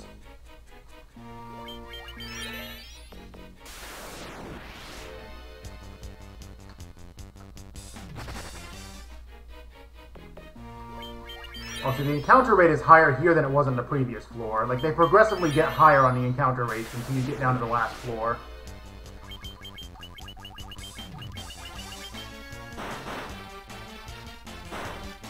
Wow, how those... I didn't think Earth Elementals were fast enough to go before anybody at this point. Well, had we actually gone first, that would have actually been a really fast fight.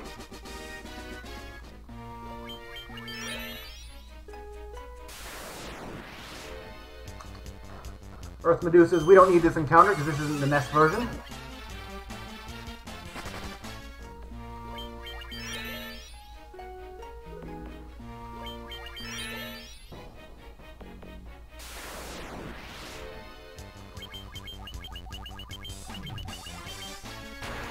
Oh good, Black Mage went first, so this will be a one-turn encounter.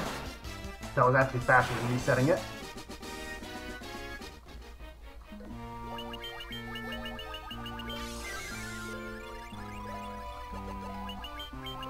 So, are we going to get a Nucleus Lich? We'll find out.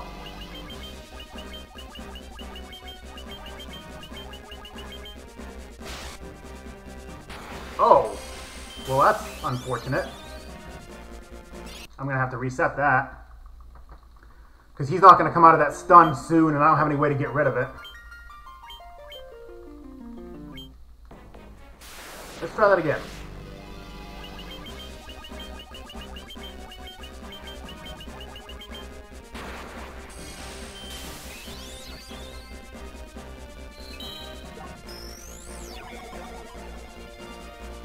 Oh, no, no Nucleus Lich.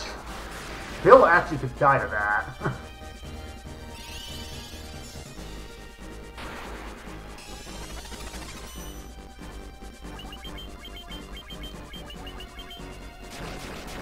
Ah, he went early. If he'd waited for everybody else to go, I think he would have actually one-shot him.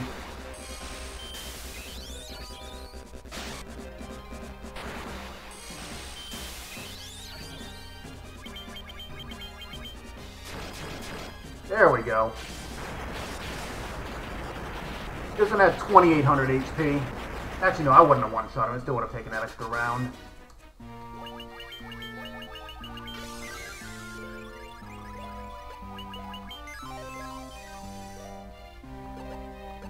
Really gotta move these up here and these up above it as well.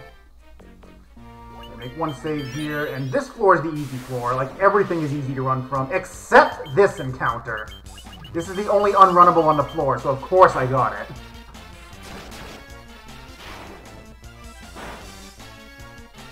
I don't know why I thought I was not going to get this encounter.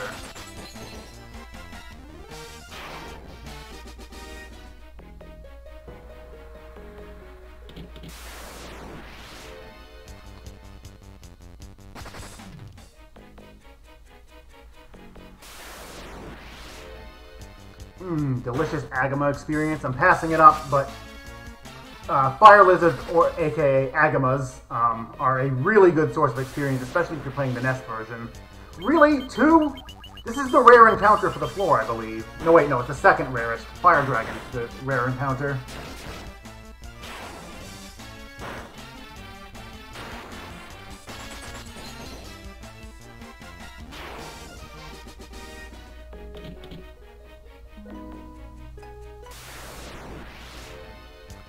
Much better. Please run.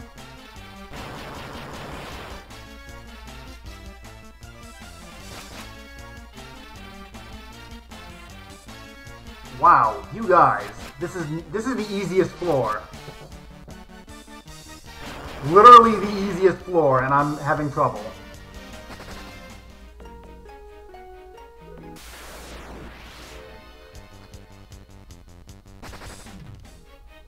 One little pit stop here. Pick up a Pro Cape from my White Mage.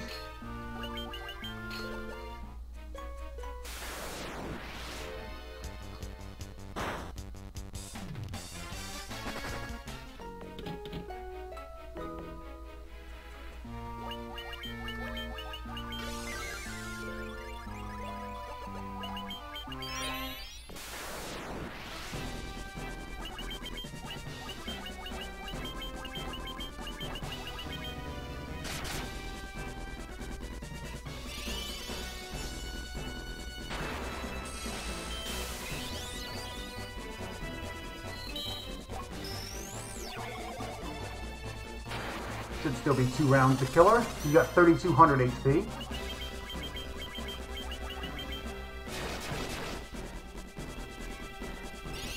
If he doesn't jump the gun next turn.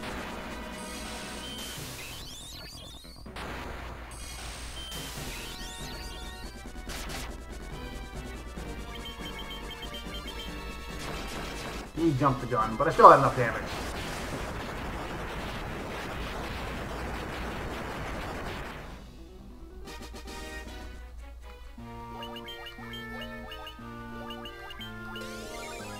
And now for the worst floor in the entire place. Encounter rate is stupid high on this floor, and it has one really annoying unrunnable right there that I'm not going to fight. 6 of those takes about 9 to 10 seconds to animate all of their attacks, and it is unrunnable, and they're all faster than me. So I am going to save scum the crap out of this floor.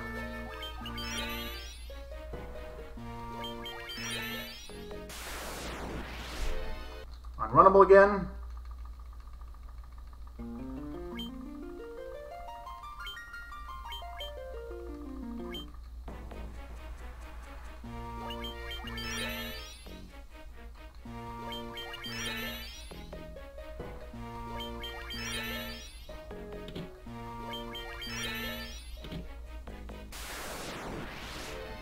Ugh. Every encounter has been the worst possible encounter.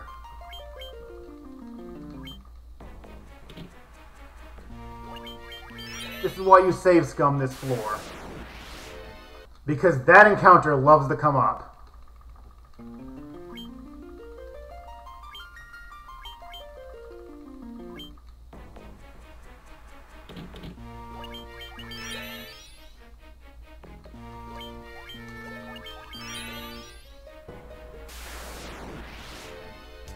And ambushed. That one I would have been fine with, but I got ambushed by it.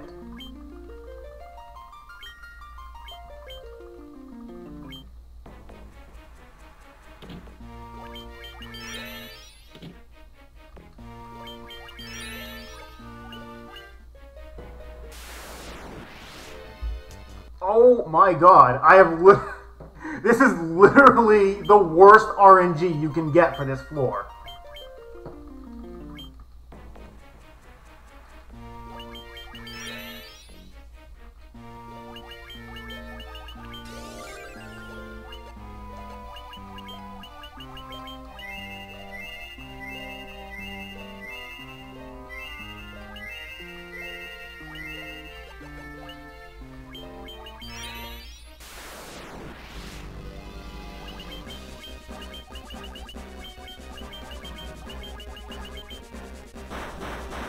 Ooh, okay, actually that didn't hurt that much, but Protera reduces the damage he can do with his punches by about 96. Because he does 8 hits, and Protera increases my defense by 12. So, it reduces 12 damage off of each hit, so it's actually really, really useful for this fight.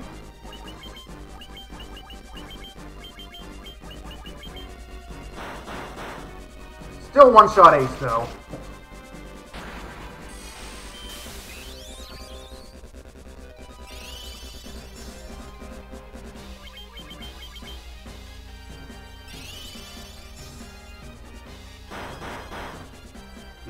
more manageable. It's gonna take three rounds now.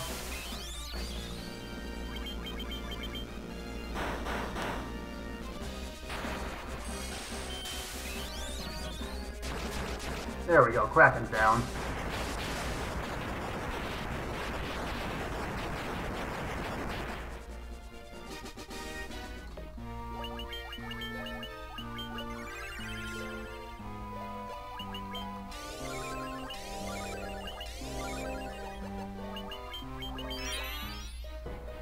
Alright, made it off the floor.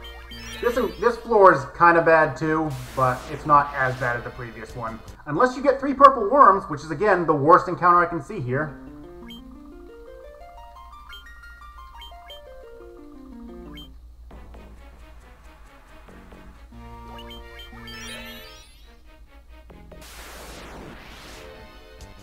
Or if you get ambushed, every encounter has been the worst on these last 2 floors. Like, literal worst possible RNG.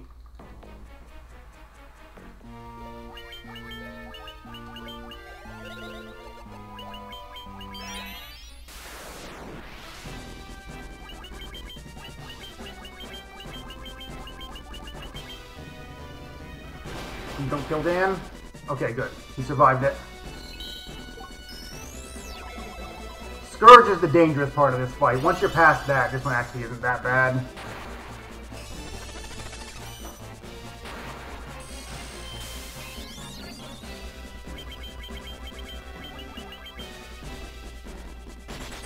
Lazar is actually really weak at this point.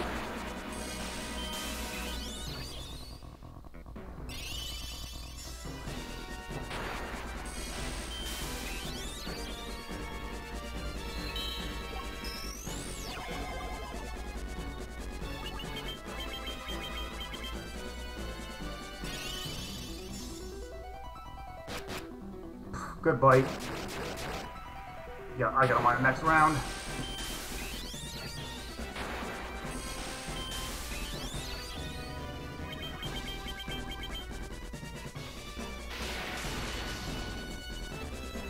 I love when he goes down the spell line because it does almost no damage. And rip Tiamat.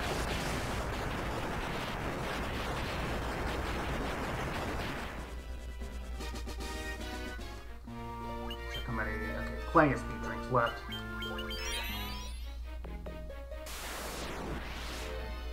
More purple worms.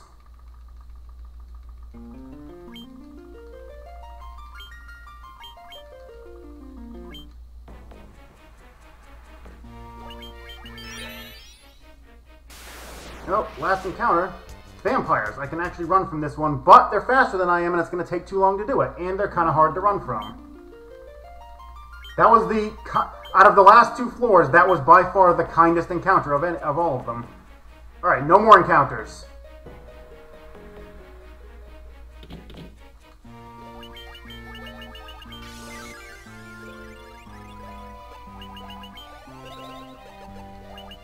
Okay, I need you to trade off your ribbon. Check, make sure I get everything set up properly. White robe on you, diamond armlet on you, ruby on... Okay, we are basically good to go.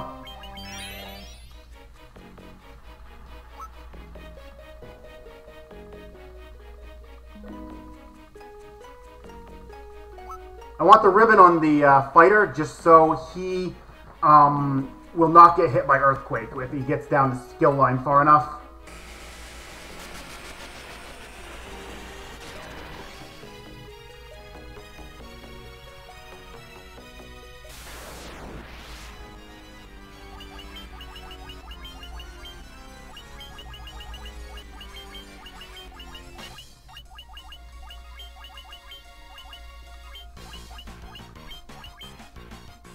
Oh, going down a spell line right out of the gate.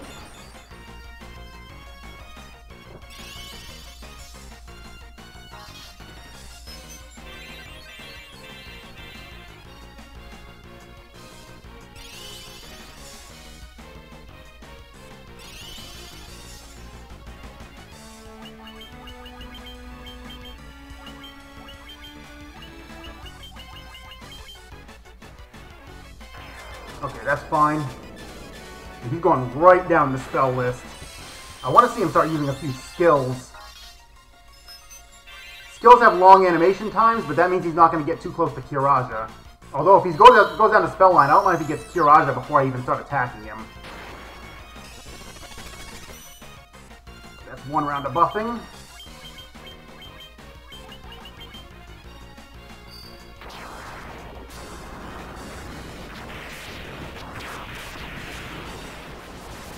Majin Sean. I actually run that game and have the record for it, believe it or not.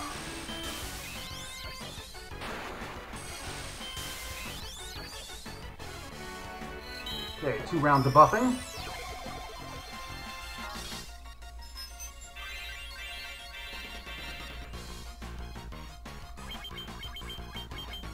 Switch off the speed drink. That was the wrong person. Ooh, please don't punch black mages.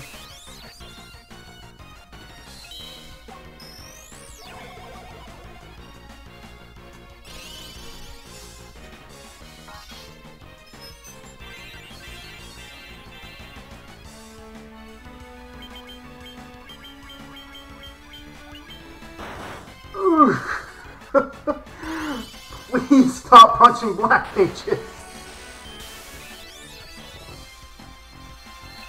Alright, 4 rounds of buffing. We're good to go.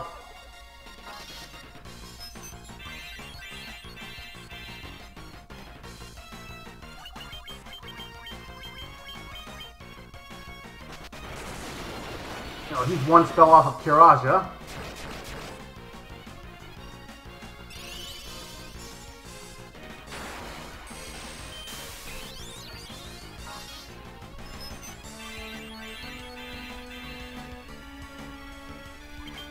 Oh shit, I didn't anticipate that. Where's that elixir? Well, there's the heal. At least I only attacked him once.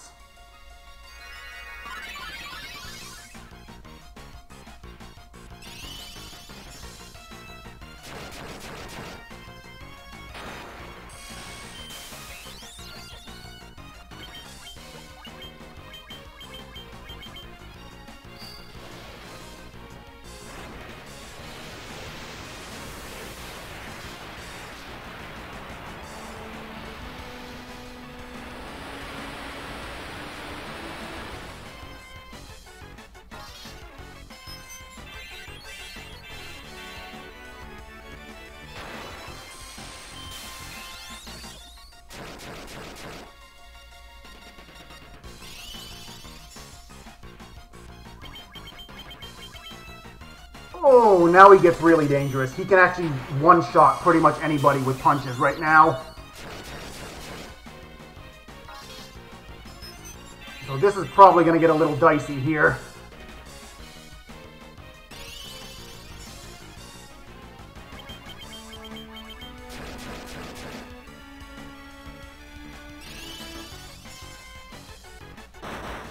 Well, see ya, Bill.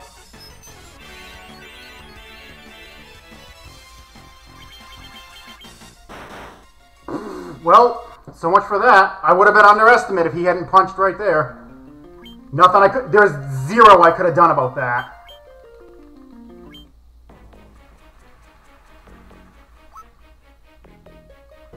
If he gets haste off it, he's really dangerous because he can literally... Like, you saw how much he just punched for. 700 on my highest defense character. And casting Proterra doesn't do that much because it would have only reduced it by 48.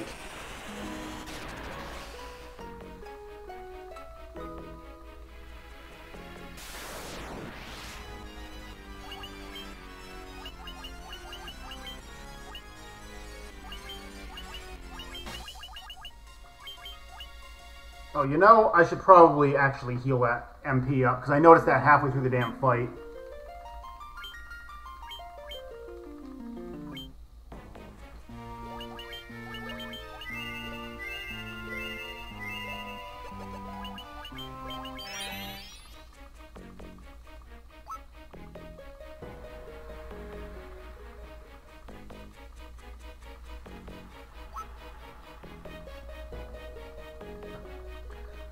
Yeah, I don't like seeing him go down the spell line that quickly. Because his 5th spell is always going to be haste, and that basically makes his punches instant death for anybody. Even the fighter.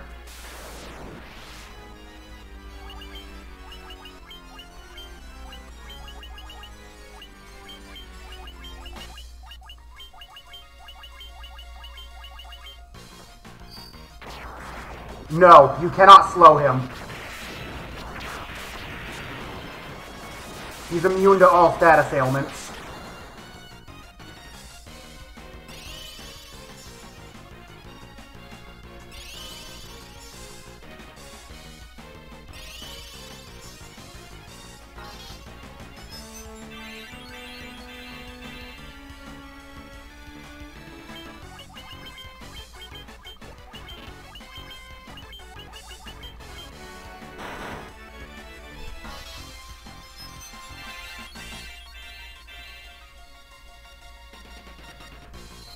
Okay, turn 1 of buffing.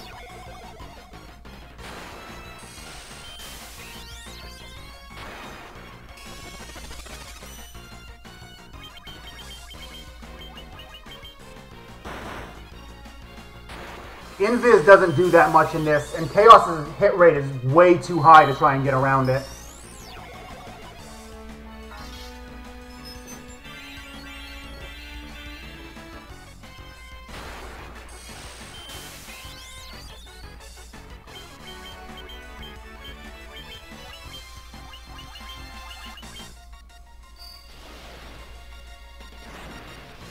Unlike the original NES game, Invis is nowhere near as busted in this game.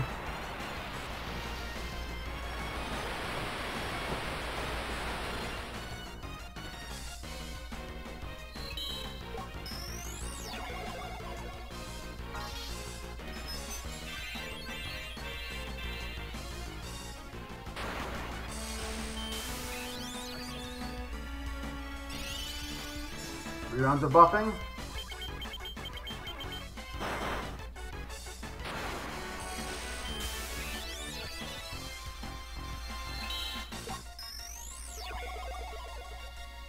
Four rounds, so we start attacking next round.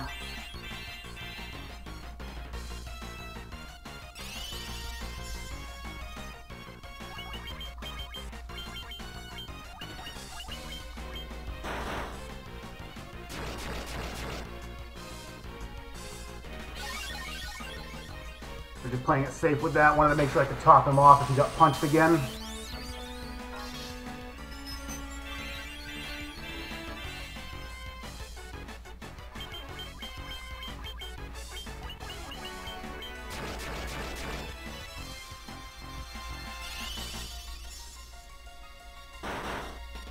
These punches.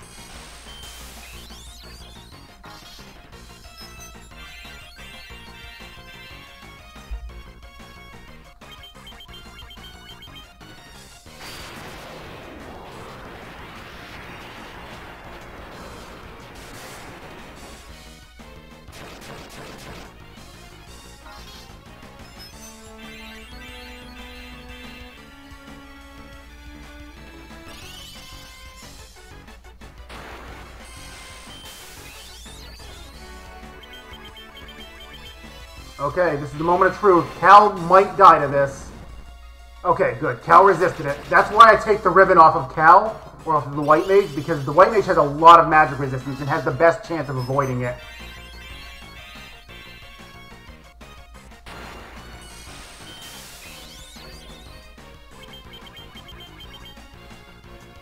First spell, but at this point it's not a big deal anymore, because he's not going to get to Kiraja or Haste.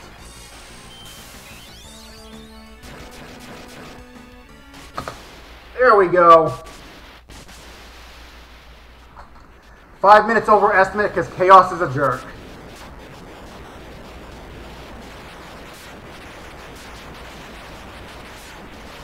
That was probably the worst RNG I have ever seen for a speedrun of this. Like, quite literally the worst RNG I have ever seen for a run of this. Like, I've done runs with suboptimal parties that have been faster than that.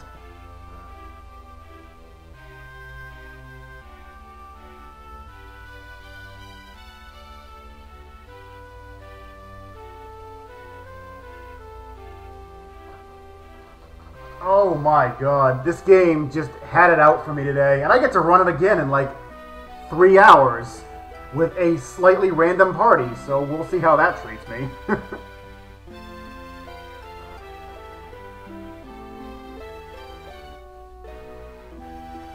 Unfortunately, just chaos was just being chaos. He went straight down the spell line, which is unusual. He usually goes down the skill line, like he has a higher chance of using skills in this version than he does spells. But he went right down the spell line so he could get to haste and then just punched the only damage dealer I had in the face.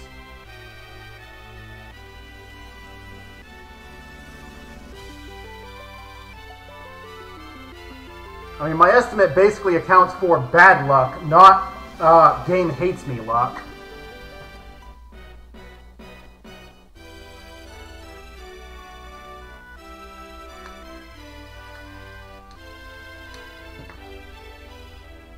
But with that, that is all from me from this marathon. It looks like the next person's already ready to go.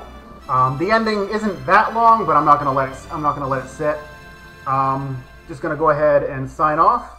So stay tuned for more Handheld Heroes. I'm gonna tell them to pass it off, and I will see you guys in chat and other places if I happen to catch you other places. But yeah, thanks for watching and enjoy the rest of the marathon.